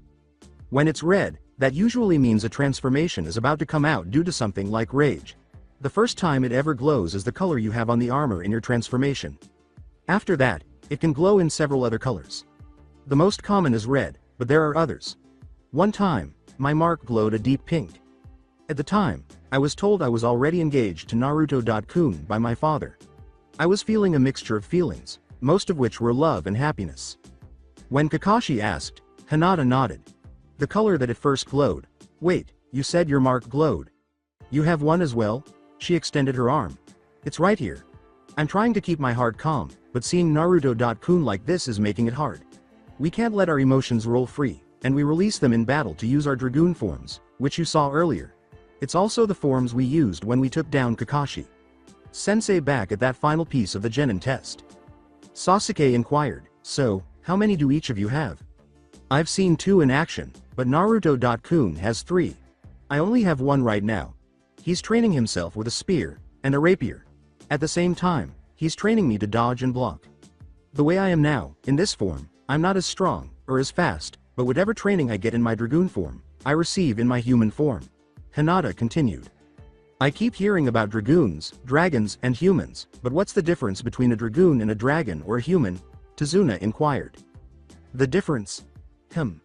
Dragons and humans combine their forms somewhat. How it is, I don't really know. Hinata, a Dragoon is basically a human that takes on the abilities of a dragon that has chosen them as their warrior. Oh, thanks. Okay. Hatchel just told me that a Dragoon is basically a human that takes on the abilities of a dragon that chose them as their champion. Translation. Sasuke's question was. Tsunami pounded her fist against her palm. I see. The dragon chooses a human to use their abilities. By taking on their abilities, they become more powerful in every way, and become the warrior known as Dragoon. Meaning, the Dragoon is a human. Dragon crossbreed. She got that better than I did. I'm impressed. Well, Hatchel's impressed. She hit it on the dot. Hinata replied. The voice next to Hinata was weak and said, that doesn't happen often. Naruto caught the Hyuga's attention. Naruto. Kun, she exclaimed, giving him a slightly stronger hug than she intended. With a cry of, circa C. Crushing. M.me. Naruto exited. Hinata saw that his breathing was difficult. She let go, her eyes welling with tears. Her mark became very blue. Sorry. Despite being somewhat weak, Naruto said, it's okay. I'm awake, but I can't really move. Hinata's eyes widened as she said, Hinata, my bag. Naruto-kun. What's the matter? The scroll. Number 3. Second seal. Open it. Pour it in my mouth. Naruto emerged. Tsunami exclaimed, oh no you don't, you're not leaving this bed. Hinata glanced at the blonde and said, that's why I asked Hinata to get it. I can't move. It's the X potion I told her about. You haven't even tested it out yet. Why go for that? If it works, I'll be fine in about 5 minutes. Rose and Albert figured that out. Kakashi said, what about otherwise, about 8 days? That's what they said. If it works the way it's supposed to, we know what to call it. Naruto replied. With the words, seal, release, a tiny bottle had emerged from the scroll beside Hinata. She approached Naruto. She poured it down his throat and said, drink up, Naruto-kun. Green, red, and then a very dark purple glowed in Naruto's mark. It ceased to glow after the purple phase. As he experienced the effects of the potion, Naruto remarked, give me a few minutes. I should be fine. He shut his eyes. When his eyes opened, they appeared different. Those were eyes that Kakashi and Hinata knew. They were the fox's eyes. Don't worry Kakashi. Sensei. He's not going to lash out. The fox has long been tamed by Naruto and the seal redone. Nothing bad is going to happen. Naruto jumped up. After the third blink, his eyes returned to normal. That went more quickly than I anticipated. It was the fox's capacity for healing. Was that factor factored into the calculations? Naruto gave a headshake. It's likely that they were unaware. Heck, I was unaware until now. Looks like the moonlight potion is a success, Rose. Albert replied. Albert, that's what it did. That it did. Naruto chose to sit in his meditative position and said, if you don't mind, I've got a few things to talk to the dragons about. I wouldn't bother trying to join me this time around, Hinata. Time, he said. Hatchel doesn't really need to know until we can confirm some of the things we need to talk about. In addition, if it could function beforehand, it would be a wonderful birthday present. Okay. Naruto.kun. Hinata said, looking dejected but alert because she had to say something. I nearly forgot, she said. Do you feel fine if you don't eat? I realize I'm not much use, but... Seal. Let go. A cup of steaming hot ramen appeared in his hands, complete with chopsticks. You were saying, Tsunami said, Hinata, I think that sea green means you're annoyed. Sasuke suppressed a laugh, but a snicker escaped, and Kakashi simply laughed. Hinata averted her gaze, looking a little irate, but the mark said otherwise. Dude. I apologize, but did you really believe that I wouldn't be ready for this? Naruto remarked. Hinata. Time, you know me better than that. She questioned him without turning to face him. How many? Aside from this one, 3 of them. But I would only eat one at a time. It works well for toasting and preserving food. The same way you put it in is how it comes out. Looking at him, Hinata said, I suppose I'll eat first, and then I'll see how it's progressing. Better. Meals should not be skipped. In addition, if I faced Sasuke in a fight in my human form, he would kick my ass, and Kakashi. Sensei isn't really that strong against a dragoon. In my dragoon form, I would also murder him. The only person I could spar with and be reasonably even with is you. It's true. Then tomorrow? Naruto asked, receiving a nod, I might also need to train with something else. But keep the new move out of the equation until we get back to the village, said Hinata. Since Zabuza is still alive, I'm not sure if I'll be able to accomplish that. After he licks his wounds, he'll probably go after Tazuna again, Naruto remarked. I'll try not to use it. However, it will only be a dragoon attack. That is the primary circumstance. Then move on, Hinata said, nodding. When it's done, I want to learn it. Naruto nodded and began consuming the ramen quickly, doing so continuously for about 2 minutes. Hinata, is this how he always eats ramen? Tsunami inquired. Only when he's extremely hungry or after a particularly intense training session. In certain cases, it's both. He wouldn't slow down, even though I wish he would. He enjoys ramen. Nuff said. Hinata, who was obviously disappointed, said, I'm sorry about that. Despite her host's disgust, she was glad he was eating. No issue. In fact, I'm shocked at how much he eats, Tsunami remarked. Hinata, by the way. Back in the village, you claimed that your father had asked you to get engaged to Naruto. Knowing that, Sasuke started, but Tsunami interrupted. Are you engaged? I didn't know about it until my father told me right before we left, Hinata said, nodding. I think we should leave, guys. It's best to stay away from Tsunami when she's acting this way, Tazuna said. After they had left the building, Kakashi remarked, Naruto won't be hearing any of it, but the dragoons might. What are you saying? They were in that state when Kakashi came in and we met him for the first time, Tazuna said, and Sasuke merely nodded. Thinking they wouldn't be coming, Kakashi and I left the room. When we reached the roof, he promised to wait for 5 minutes. About 6 seconds after he said that, they arrived. The only way they could have done that while meditating is by having a source on the outside come in to tell them. Kakashi continued. I understand. Even during training, something like that would be helpful, Tazuna said. Additionally, I've heard that he outran the Anbu twice in a single day. Kakashi. Sensei, do you know if that were true? It's true, Kakashi said, nodding at Sasuke. I don't want to talk about it, he said, shuddering as he recalled how swift the blonde whirlpool had been. I was one of them. Kakashi. Not at all. You do not wish for the circumstances to be revealed. But it makes sense, Sasuke remarked. You have a reputation to maintain. Reputation? It's a long story, including many hardships, a lot of violence, and some things I'm not allowed to say, Kakashi stated. I believe I can make it shorter. I'm not sure what he's famous for, but he's a tracker and an assassin, Sasuke remarked. Under my headband is the final component. I am referred to as the human photocopier for that reason. I will not tell you what it is. But I believe Sasuke will be able to figure it out easily, Kakashi said. Human photocopier. Under his headband. Which is over. His. No way. Impossible. Still, it's worth a shot. I don't suppose it would have to be. Sasuke was considering this when an idea struck him. What about Sharingan? Simply closing his visible eye, Kakashi grinned and said, you catch on quick. Naruto's mental landscape, Upon entering, Rose, Albert, Zaig, and Oyuki were all present when Naruto met them. It was Naruto who said, "Hey guys." Albert said, "Naruto, I have some questions for you." Oddly enough, I also had some questions, but I believe mine can wait. Shoot. Let's start with that concept you had. You mean it's just for your Dragoon form? Then, how do you intend to do so? Naruto nodded. Albert, I was hoping to take advantage of the wind when I used your form.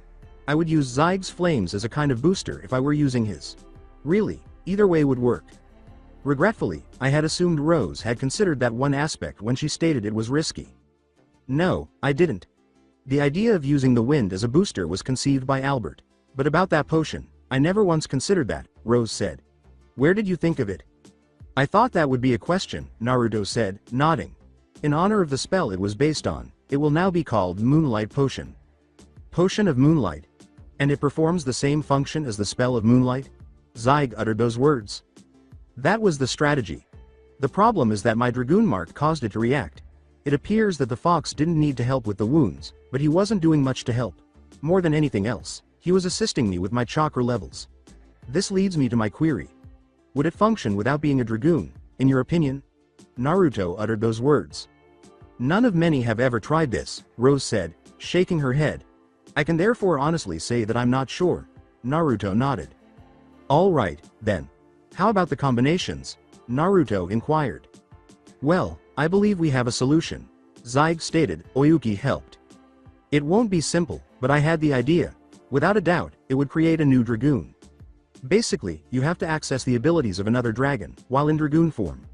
Oyuki stated, I would call it multi-Dragoon, but I'm not sure about that. Anyone who has played Mega Man Star Force 3 should understand the idea behind it. Noise is the idea she came up with, only with Dragoons. Hence, multi-Dragoon. So, what should I do?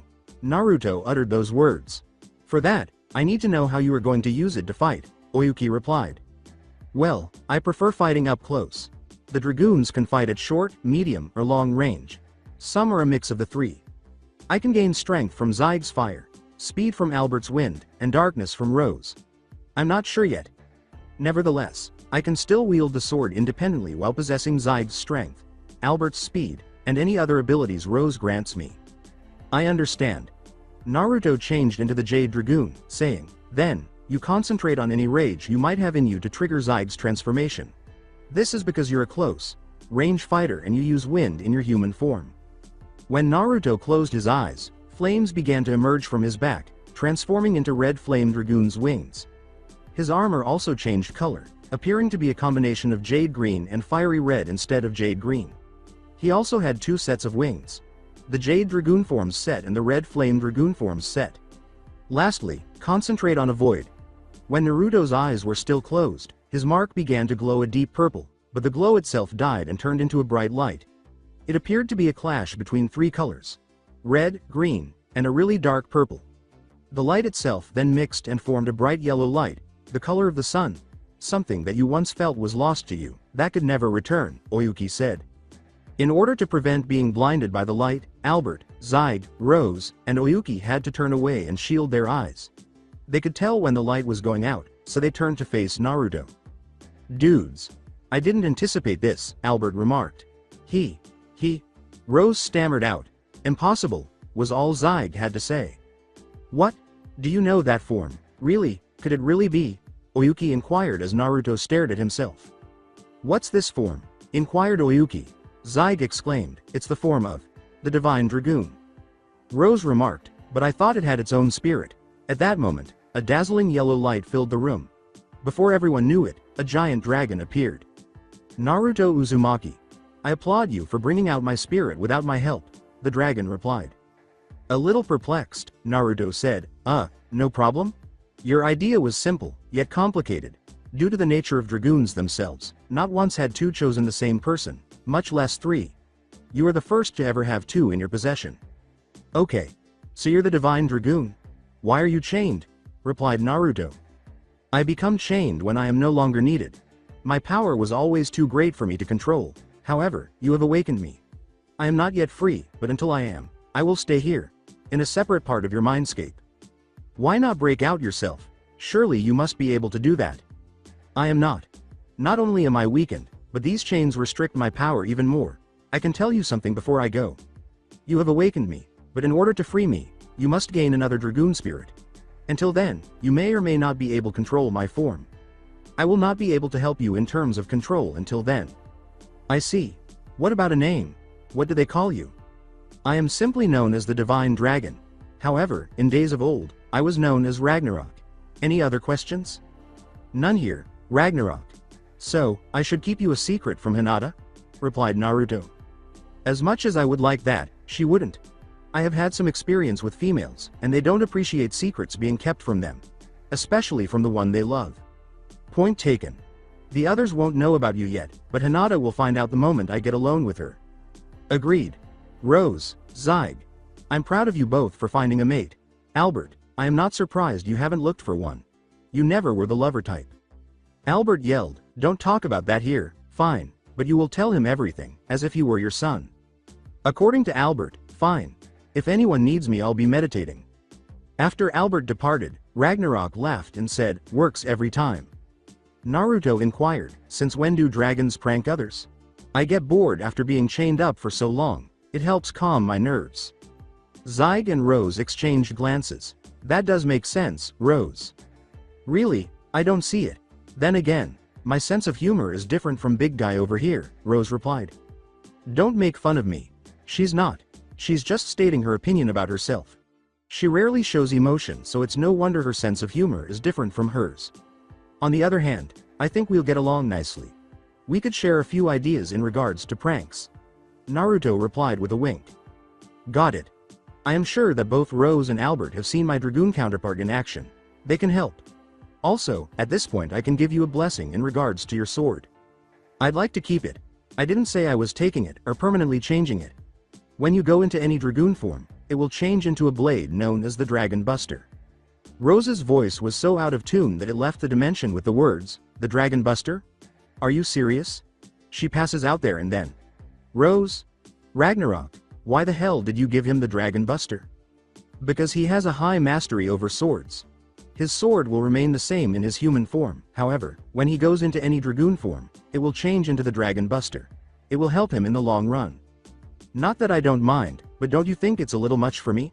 I mean, I'm only 13 years old. This is how you shall prove your worth to me.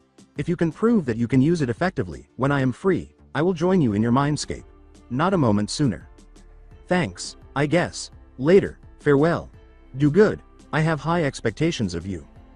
The mindscape returned to its typical state. Okay, that is not to be said to anyone but Hinata and Hatchel. Everyone clear? Albert and Zyg nodded, their meditation broken. Rose was still not conscious. She'll be fine. She took a massive blow from the shock of you using the Dragon Buster. Zyg replied. Other than that, there's nothing else. Zyg nodded and said, wait, he gave Naruto the Dragon Buster? Why? Naruto was still in his Divine Dragoon form when he said it was to test me. When I prove to him I can use it, he will appear here. No sooner than that. I think I should leave this form. Oyuki, what did you think of the X-Chaw, Oyuki? Oyuki stood there with his eyes wide and his mouth open. She's out of it. I'll get going, then. The recuperation room of Naruto. Tsunami and Hinata were together, merely conversing. Hinata said, so, any other advice you could give me?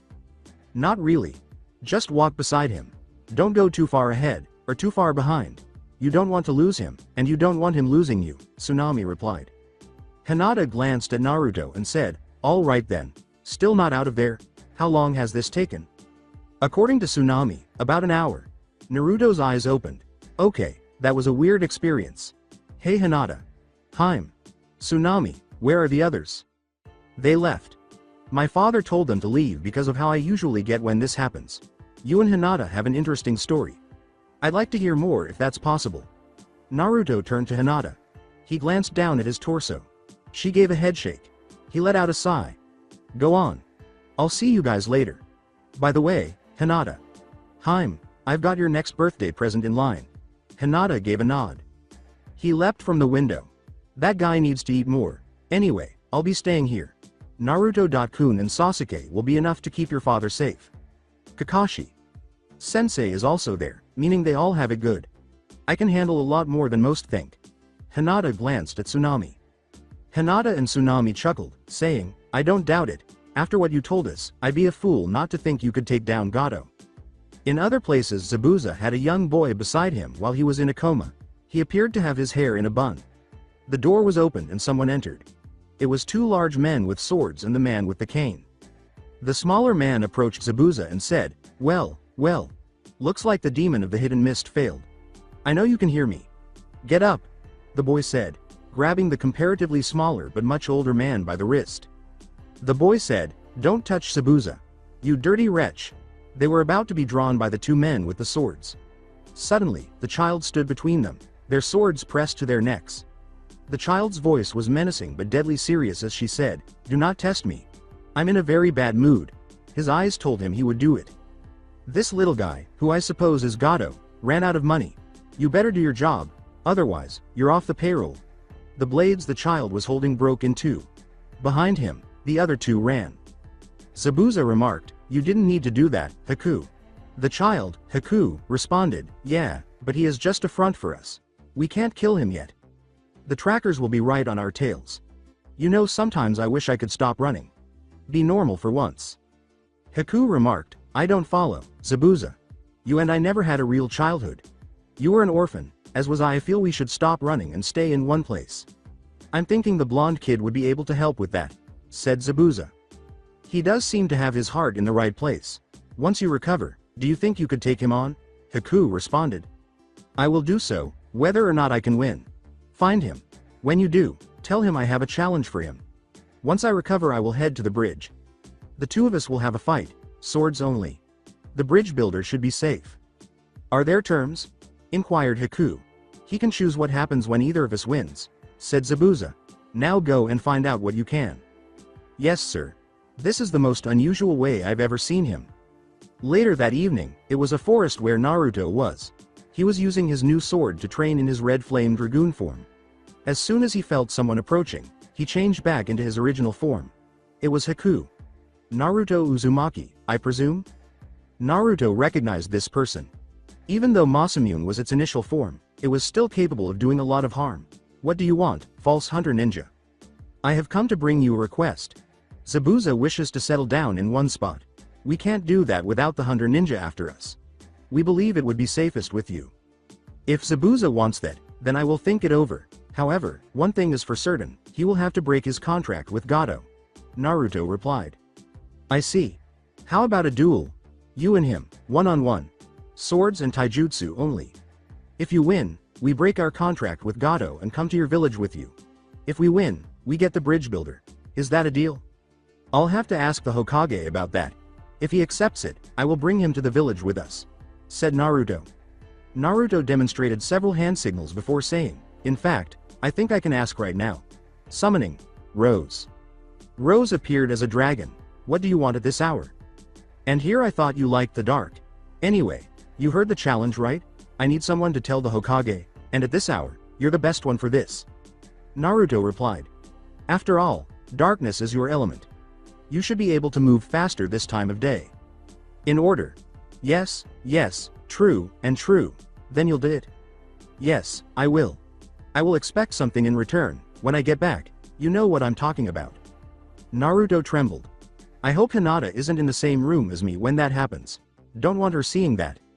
Rose remarked, you forget. I can block out all others. After saying, oh, that's fine, I guess. Rose took off and vanished. Boy, I hope Hinata didn't see that. She would probably kill me. From a tree branch above them, a recognizable voice asked, now why would I do that? Looks like you have something to talk about with her, Haku replied. Nervous, Naruto asked, how much did you hear? Hinata grinned mischievously and said, I heard more than enough.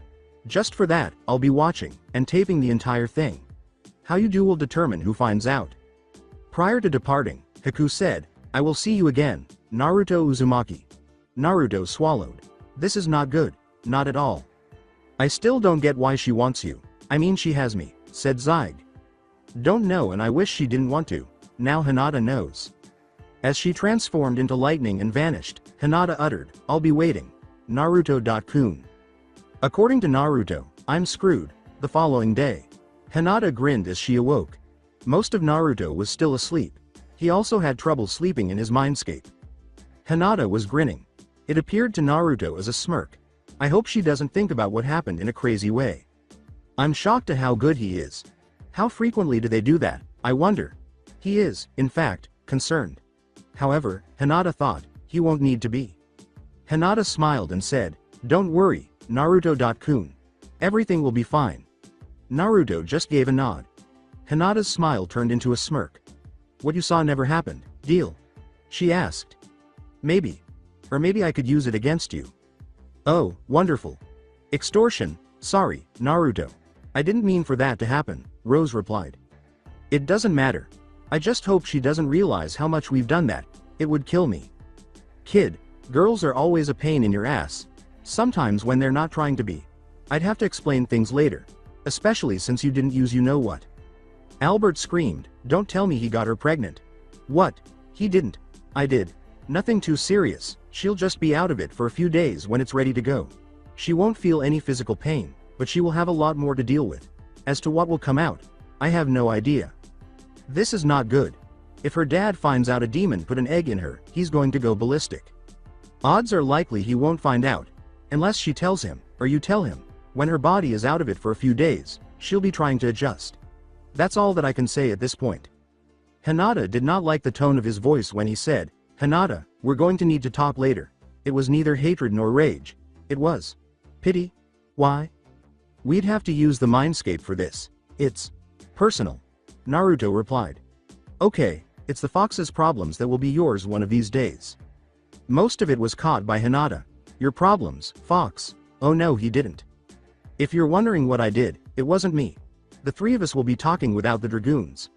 I hope you can take it." "Your father won't be able to, that's for sure," Naruto replied. "Foxy, damn it. He had to do that, but why?" Hachel responded, "I don't know, I wasn't there." "Shut up Hachel.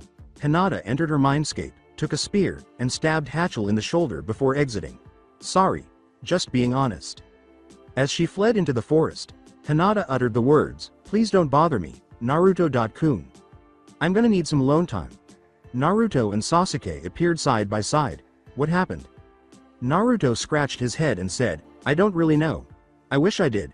Or maybe I don't. Arg. It's too confusing." Naruto left right away, preventing him from asking any questions he might have had beforehand. "I'm heading out. I gotta cool off. Things got a little hectic last night. I'm not explaining anything, so don't ask." At a nearby river before he began training last night, Naruto discovered a river. He discovered that it made him feel calm. It was nearly ideal with the rushing water and a few rapids. After giving a nod, Naruto changed into the Jade Dragoon. He brandished his sword, but it was the Dragon Buster. "Alright, time to train this thing." Oyuki assisted Naruto by applying some of her ice energy to his feet as he pursued the trees. He was able to walk on water without chakra as a result. She even made a good platform by freezing the top layer of the river. While Naruto chopped and sliced, she kept creating ice trees. His sword had some heat and a faint glow from the rage that was coursing through it. He easily burned through the trees he slashed at.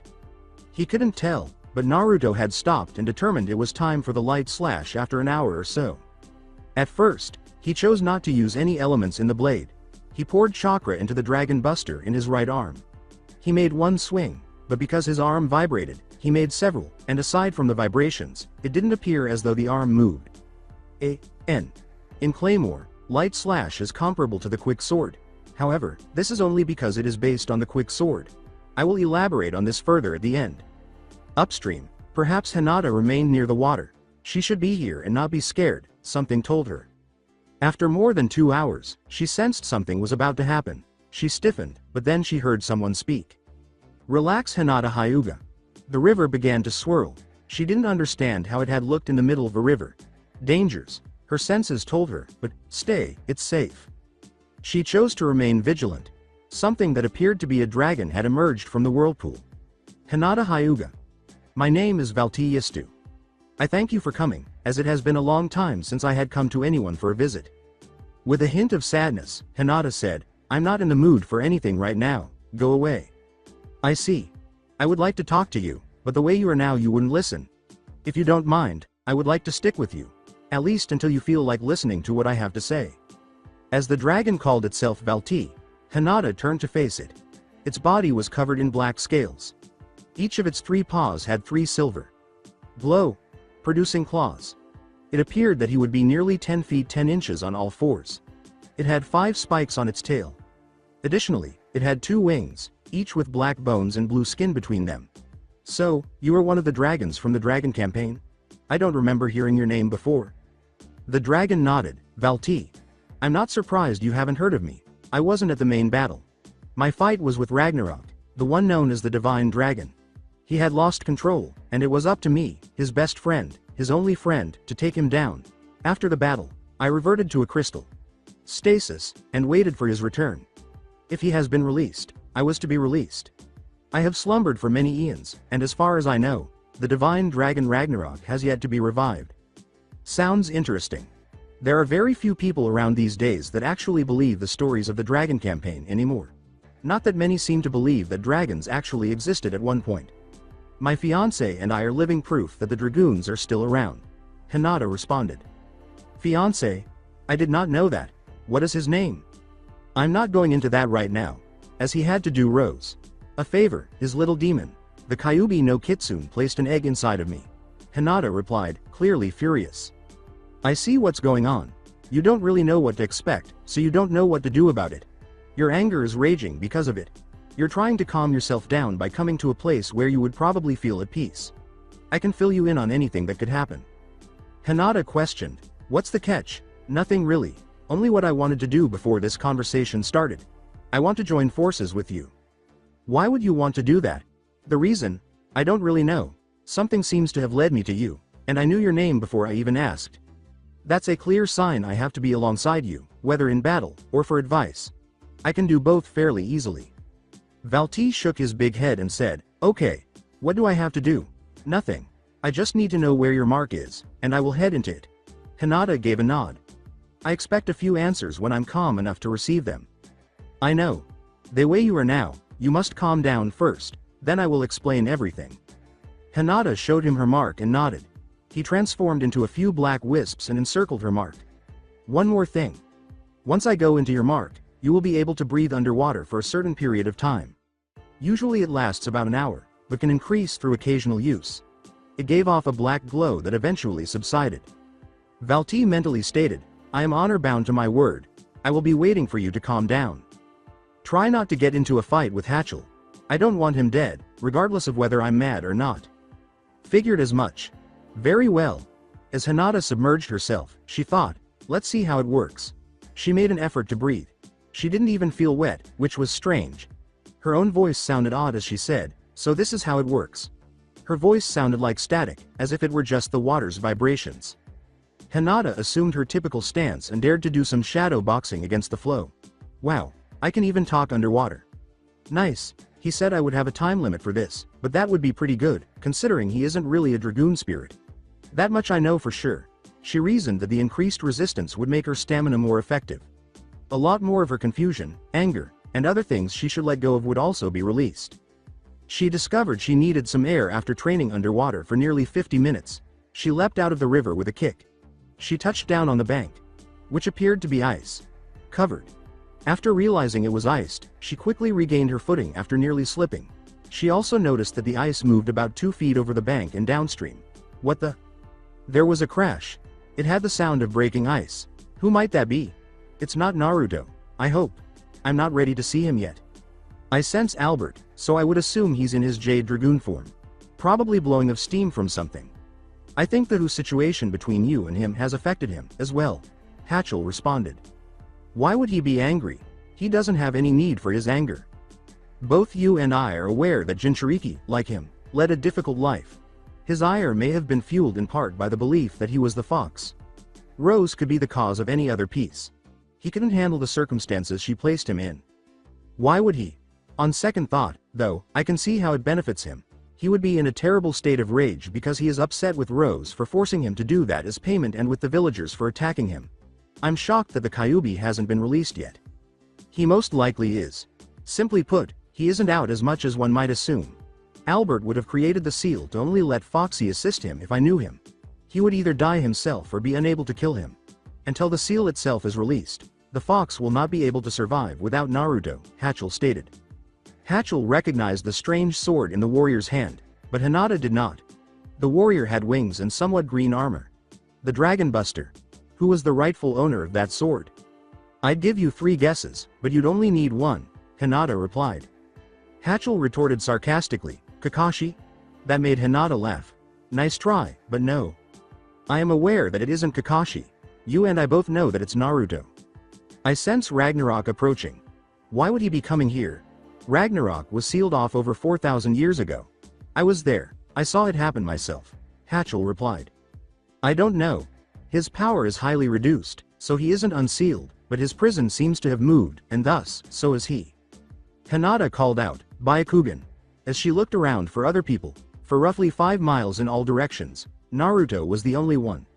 Naruto is the only one within about 5 miles from our location. If Ragnarok's prison has moved, and it's coming our way, it's probably Naruto. The prison, I mean. Who is Naruto? Naruto is her fiancé.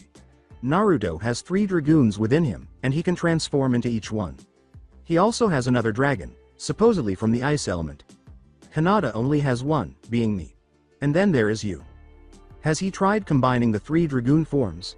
Hinata responded, no, not in front of me, of course. Combining the abilities and forms of either the light or dark dragoon, with 2 of the other 5. That would bring Ragnarok to that person. It has happened once, but he died shortly afterwards. It was at that point, dragoons only chose 1 being, and no one being had been possessed by 2 or more dragons. Wait, if this is true, is it possible the prison moved to him after he had done so? I would imagine, yes. He is also holding the Dragon Buster. Only one who has become the Divine Dragoon can wield it, aside from one who has been a dragoon for over 500 years. Got it. Hinata, open your mouth, and blow. I will help you out with my breath. It will go from heat to cold really fast, so fair warning. Hinata inhaled deeply and blew slowly, saying, okay. The whole thing melted as a stream of fire ran down the ice. To avoid the flames, Naruto leapt into the air. Hinata continued to blow, but any stray flames were extinguished as the flames transformed into a refreshing breeze. And I didn't even need to change to use it. Fire and ice breath. Nice. It's even better because of this. Naruto questioned, Hinata, what are you doing here? His armor was not as entirely green as she had initially believed. He had 4 wings as well. Naruto.kun. What's with the 4 wings, and the strange armor colors? Replied Hinata. Oh this. I call it multi-dragoon. I combined the forms of Albert and Zaid to become this. I can also add Rose into the equation to make another form. I'm not going for that though. I'm mad at her right now. Naruto clarified. Looks like Hatchell was right.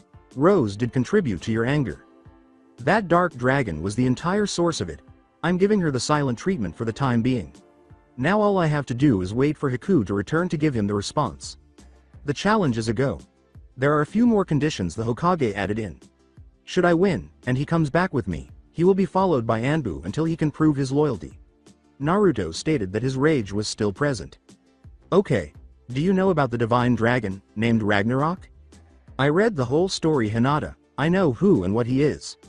I mean, have you met him? Oh, yes, I have. He gave me a test. If I can master the Dragon Buster, he will head to my mindscape. He won't come any sooner than that. He is still chained, even after 4,000 years. I told you he was chained, Valti said, please be quiet. You're a lot more patient than most. I know. I know how to wait for an attack and counter, and can do so with ease. I'm not sure about you but. Hinata told them, stop talking. Or tune me out. I don't want to hear your squabbling.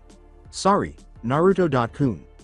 Hatchell was getting into an argument with the other dragon in there. You haven't met him, and he wasn't part of the dragon campaign. Either one. I still want to explain what I know concerning you know what. It doesn't feel right not to tell you. I do love you, and you know that, said Naruto. That made Hinata flush. Then she had a memory. The new dragon within me said his name was Valti Yistu. He knows what would happen to me when the egg inside of me hatches. I haven't gotten the information from him, because I was going to wait until I was calm enough. He had no problem with it. Naruto gave a nod. Hinata went on. Well, why don't we do this now? I'll have Hatchell watch for anything abnormal. They both nodded and said, good idea. It would be best to explain this now. Naruto returned to his typical self. Both of them positioned themselves and began to meditate. The mindscape Naruto, Foxy, Hinata, and Valti appeared, but the others were absent. Naruto began by saying, "This is good. The dragoons are not here, and neither is Oyuki.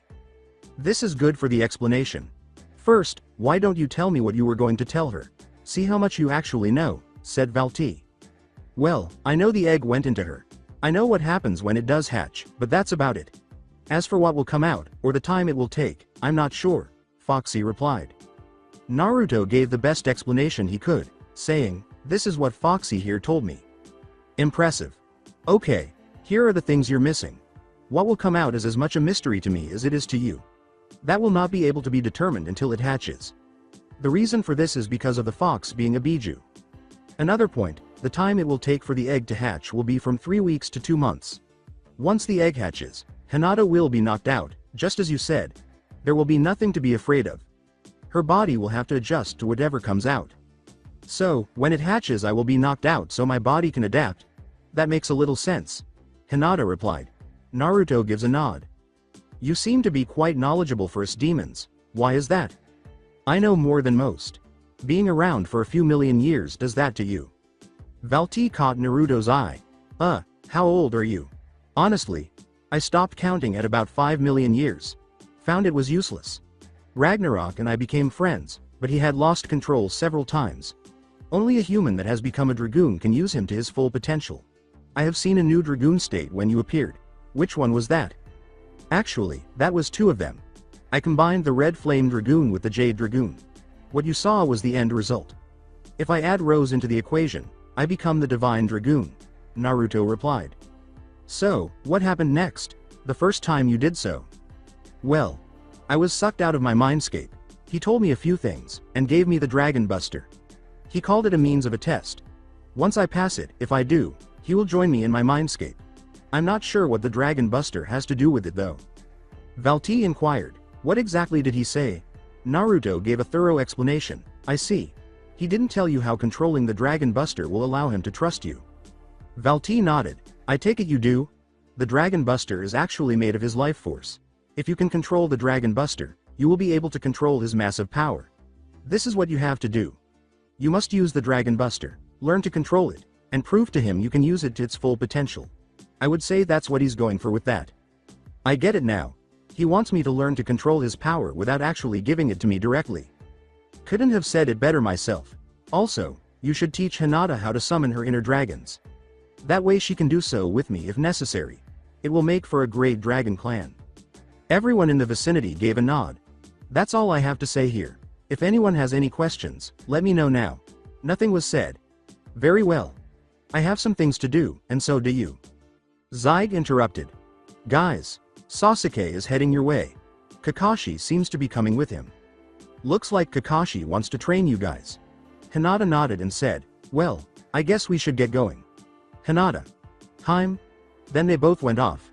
"Hey, Foxy, what did you guys talk about?" "Nope, not telling." Outside, both Hinata and Naruto opened their eyes. Kakashi and Sasuke had located their teammates. Naruto and Hinata. What a nice surprise. Naruto pointed to the ice on the river and said, "Naruto, I thought you said you were heading to cool off. Instead you came for her." Sasuke looked toward his finger and asked, "If you don't call that cooling off, then what would you consider cooling off?" Sasuke said, "Point taken." "What happened?" Hinata gave a shrug. Naruto gave a headshake. "I said it before, I'm not explaining it. Don't want to hurt you due to rage." Kakashi gave nod. "We're going to do some training without your dragoon forms.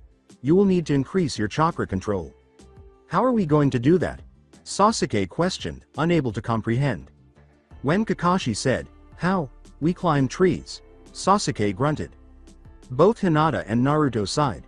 "He means without once using your hands to grab it. I take it no dragoons, either. This is strictly chakra-based tree climbing," Hinata replied. Kakashi gave nod. Kakashi took out 3 kunai and hurled them at the genin's feet, saying, "Let's see where you're at then. Use those to mark your progress." As Kakashi demonstrated, Naruto described the exercise's purpose, potential outcomes, and steps to follow. "That's basically it. You go up the tree. mark the highest you get, and land on your feet. The key word here is control. Hinata and Naruto both nodded. They had no trouble doing this. You might want to get a running start. It will help you out in the long run. Channeling his chakra into his feet, Sasuke dashed in the direction of a tree. He was able to climb 10 or so steps before the tree cracked. He marked it, and he fell. Kakashi thought, that's about as much as I expected from him. He searched for the trees that Naruto and Hinata had selected, but he couldn't find them. Or any markings. What took place? At the summit of their trees were Naruto and Hinata.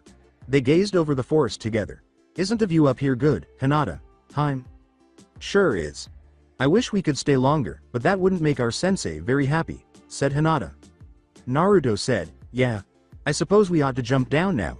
Would you like to race? No thank you. How about this? We see how many times we hit branches or trunks and the lowest amount wins. Flipping and turning to avoid anything, Naruto said, fine by me. Let's go, as he leapt to the ground. With the addition of grace, Hinata was acting in the same way. Naruto performed a front flip after landing on his hands. Hinata fell straight to her feet. Then Kakashi saw Hinata and Naruto standing behind him, staring at one another. They said, tie. If it were going for points, Hinata would win with the grace she showed. Someone said. Sasuke and Kakashi heard it, but no one else was around. He has accepted your terms, and will be at the appointed place in about 6 days. Until then, we shall not make a move. He is extremely anxious for this fight, as am I. I would also like to go up against Hinata at the same time. Nothing will matter with the outcome of ours, though. The speaker continued. Well, the Hokage approved the idea. You could say, as long as he proves his loyalty, he's good. You both will be allowed to stay. It's a gamble, but nothing I can't handle. Naruto replied. Hinata. You up for it? You know it. I'm glad I was there at the time. In more ways than one, replied Hinata. Kakashi wondered what had happened as Naruto tensed. Naruto, what exactly are you talking about? We'll explain later. Haku, let him know what's going on, but no spying on us. I'll know if you do, Naruto replied. The voice trailed off. Very well then. I will see you then. Hinata, we're going to need something new. Something neither of them know about. I have a few things. What about you? I'm good. Remember, I happen to have something new, as well. Just need to figure out how to bring him out. Naruto gave a nod. Hinata nodded, and Naruto started outlining the challenge. What would happen if he won, and what would happen if Zabuza won. I'll help you with that, after we explain the situation to Kakashi. Sensei. And the conditions of the agreement. No genjutsu, no ninjutsu. 1. On. 1. That leaves swords and taijutsu. I already agreed that I wouldn't use the techniques like flame shot and wing blaster. Those will be counted as ninjutsu. Zabuza and I are going straight physical. Hinata and Haku will be doing whatever they decide later. With anger in his voice, Kakashi remarked, you do realize what this means if you lose. I have no intention of losing. I'll be going into a form none of you have seen in person, but could only imagine. I'll be reaching the divine state, said Naruto. The hint was picked up by all three of them. Hinata was fully aware of his plan. The others were aware of his topic and pondered how he would accomplish it. After glancing at Naruto, Sasuke turned to face Kakashi. He'll need to do his own training. Sasuke. He and Hinata have a battle that would hard to decide the outcome. They both need to be able to do as much as they possibly can.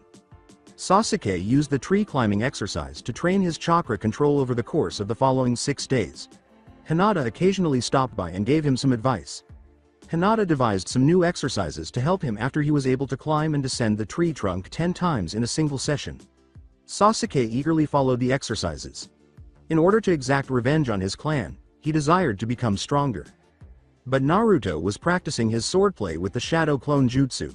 For his training, he had to be in Dragoon form, but one of the clones returned to normal and remained with Hinata. She had to learn from him how to call forth the dragons from within herself. The summoning only required 5 signs, so it didn't take long. She had no trouble understanding the signs. So she did, bringing out Hatchel first. As she had anticipated, he was in Dragoon form. Dismissing him, she attempted to bring Valti out. It did not turn out the way she had hoped. They were both unaware that they would have to wait for the next summons. The day of the conflict, Naruto made sure to get some sleep after training for 5 days. He knew that he was going to need it. Naruto was awake, clean, and stuffed when it was time to depart. Suspecting that someone would come for Tsunami and her son Inari, he left Oyuki at the house. He recalled a brief argument between them. Rewind. Naruto had just been the target of Inari's "you're going to die" tirade. It did not impress Naruto. "I would watch what I say if I were you. A ninja is one of the best warriors out there. Hinata and I are better than the majority of ninja, even those twice our age," Naruto replied. "I also don't take kindly to those who threaten Naruto," said Hinata. Sasuke recalled what had happened the last time such an action was taken. That was not a pretty picture. The guy was in the hospital for weeks. Naruto gave a nod. "You and your family have nothing to worry about. Not with us on the job. We're not gonna let anything happen to you, your mother, or Tazuna. If anything, I die before giving you guys up to Gato. I intend to protect everything I've got with everything I can. And after a childhood like mine, you'd agree." Naruto stood up and left the room. Inari exclaimed, "That guy's an idiot. I'd watch it if I were you, Inari. Hinata is never forgiving of those who threaten or insult Naruto. You just did the latter. Hinata, why don't you explain Naruto's life to him? The pain, the suffering, everything until the point you met him." Kakashi responded. Though Hinata was furious, she ignored it. He would lose Naruto's favor if he attacked him. With a sigh, she stepped outside. Although there was still some anger in her voice, it was far less than Kakashi had anticipated. "You coming or what?" she asked. Tsunami gave her son a nod. After about 20 minutes, Hinata returned, nodded, and went upstairs. Flashback. Termination. Kakashi, Sasuke, Hinata, and Naruto arrived at the bridge. They had Tazuna with them, but he was cautious. They weren't prepared for what they saw. On the bridge were villagers bound in hard hats. Naruto raised his voice without looking back. "Glad to see you didn't kill anyone, Zabuza. Looks to me like they're just unconscious." Behind the ninja, Zabuza said, "You have to do something to impress you." Haku and Zabuza had arrived.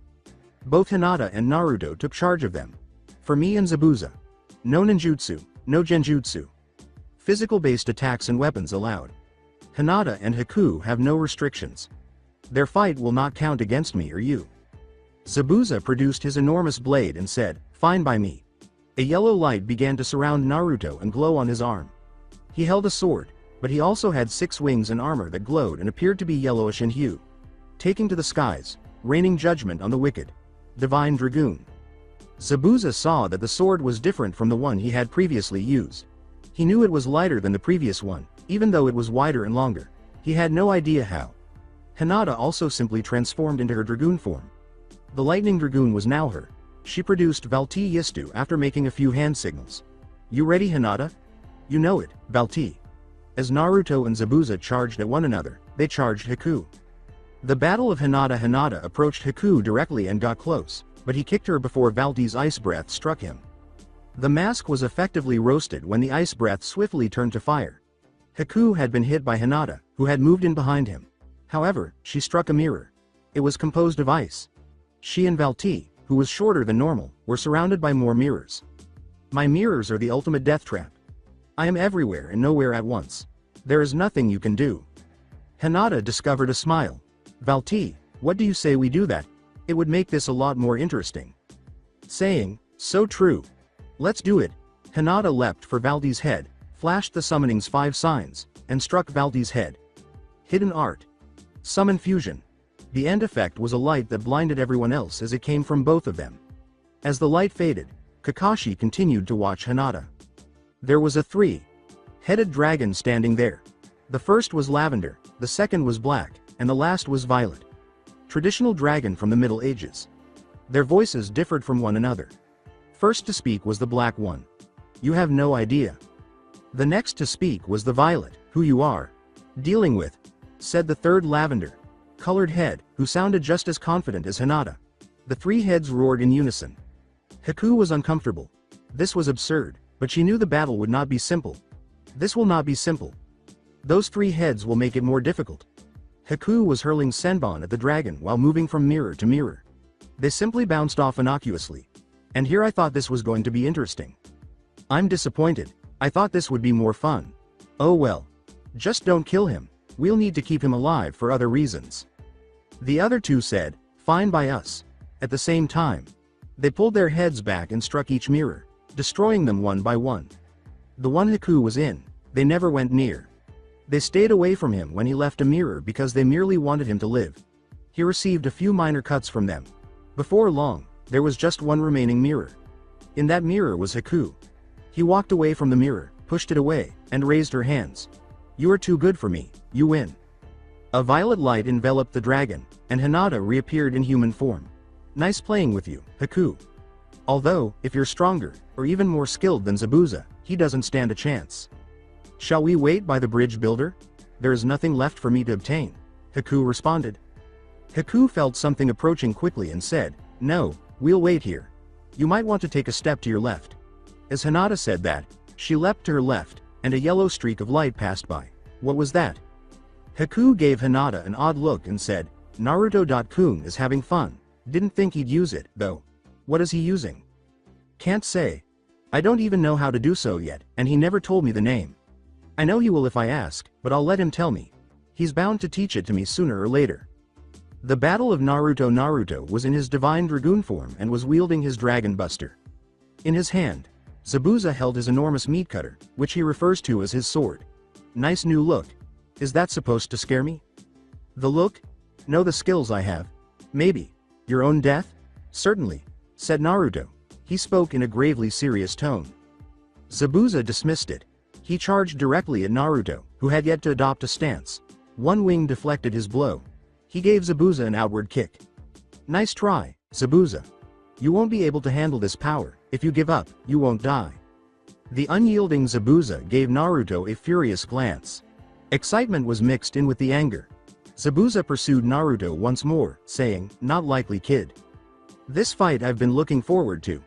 Naruto leapt back this time, encircling his body with his wings. A.N. Whoa, it's on now. Naruto used only the backdraft to knock Zabuza backwards as he went straight over him.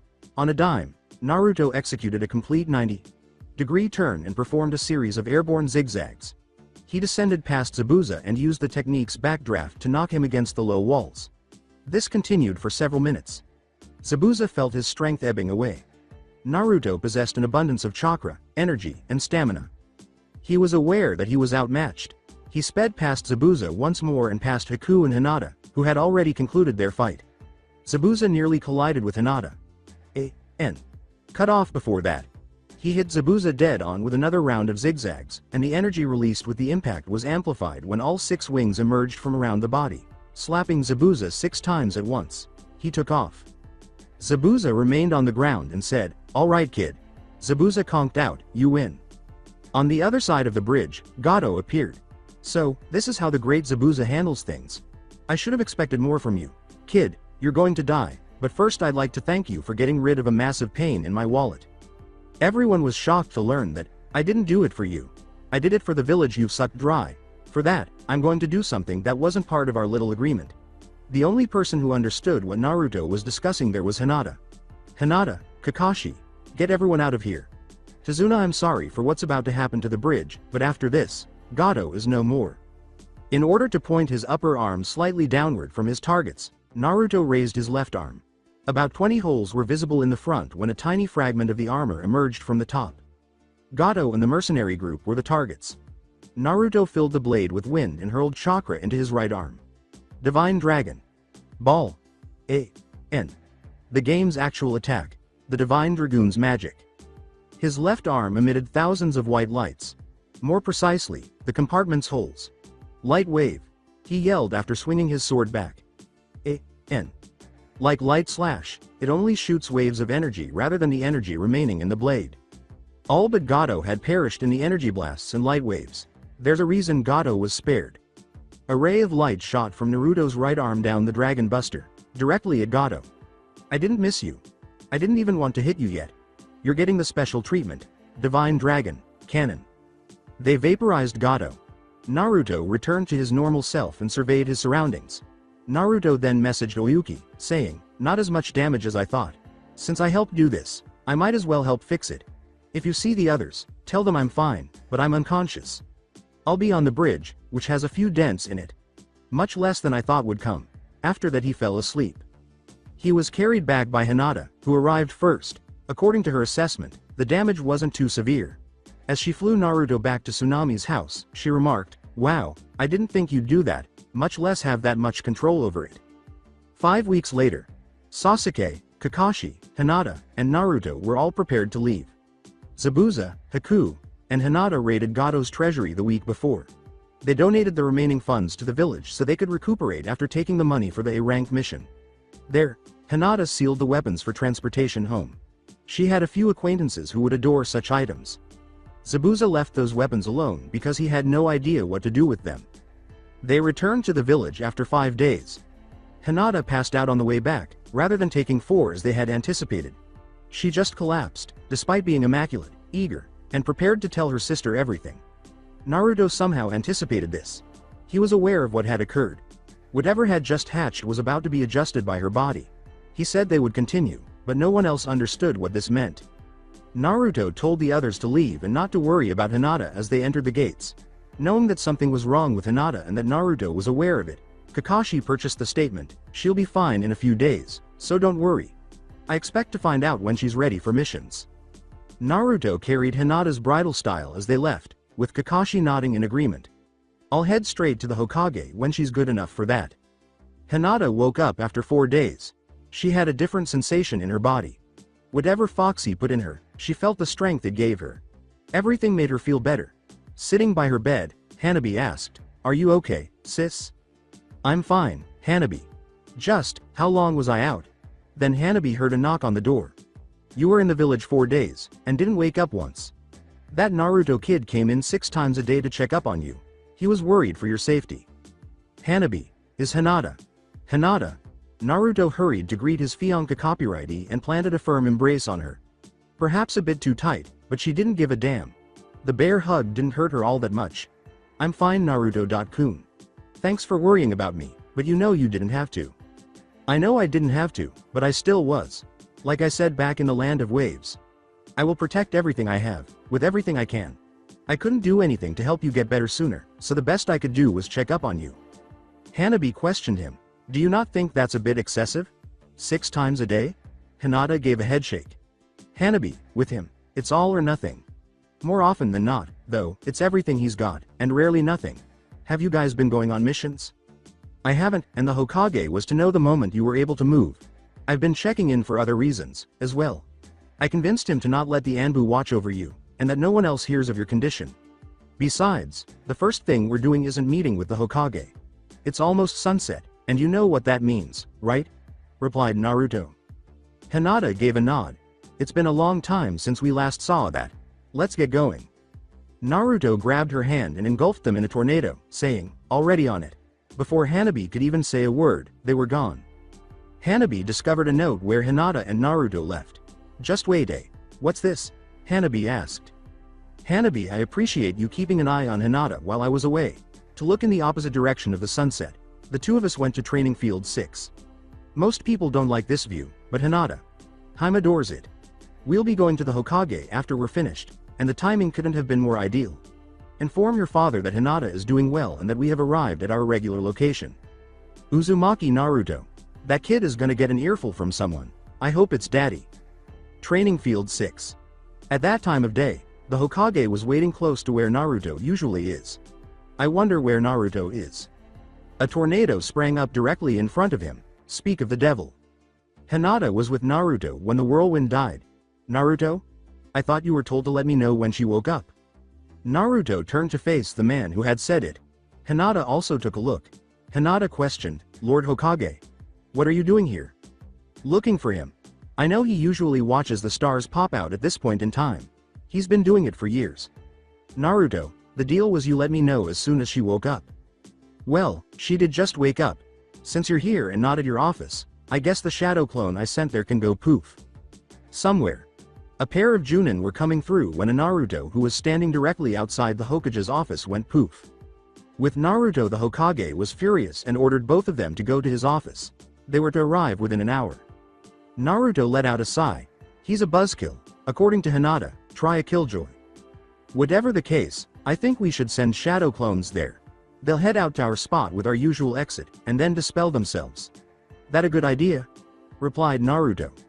Hinata gave a nod. After creating a shadow clone, they both went to see the Hokage. It took them a while to arrive. Even so, they arrived 5 minutes early.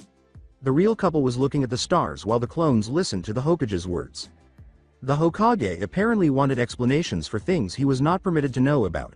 Regarding Zabuza, he was doing well, but he was informed of a few incidents. Zabuza even frequently left his sword at home. Later on, he would be enshrined as a Chunin. If he performed well, he might even be a Junin with his own squad. Zabuza told him about his past, and he even told the Hokage something that no one else would have dared to say. He stated, "If anyone kills Naruto Uzumaki, I will hunt them down, I will torture them, and I will kill them. I don't care who it is. Either he dies at his own hand, by old age, or someone else is going to die." The Hokage was certain that Zabuza would carry out his promise when he said that, an additional issue to deal with. At least the issue is determined to assist Naruto. He said that without anyone else in the room, but he didn't care if the council or even the Anbu heard him. He knew what to look for, and he was an expert in murder. Later that day, Haku visited the Hokage and told him what he would do if Naruto died. Even worse was what he said. So that's it for today. I hope you guys enjoyed it. Don't forget to like, share and subscribe to the channel for more awesome stories like this. Thank you. See you all in my next video.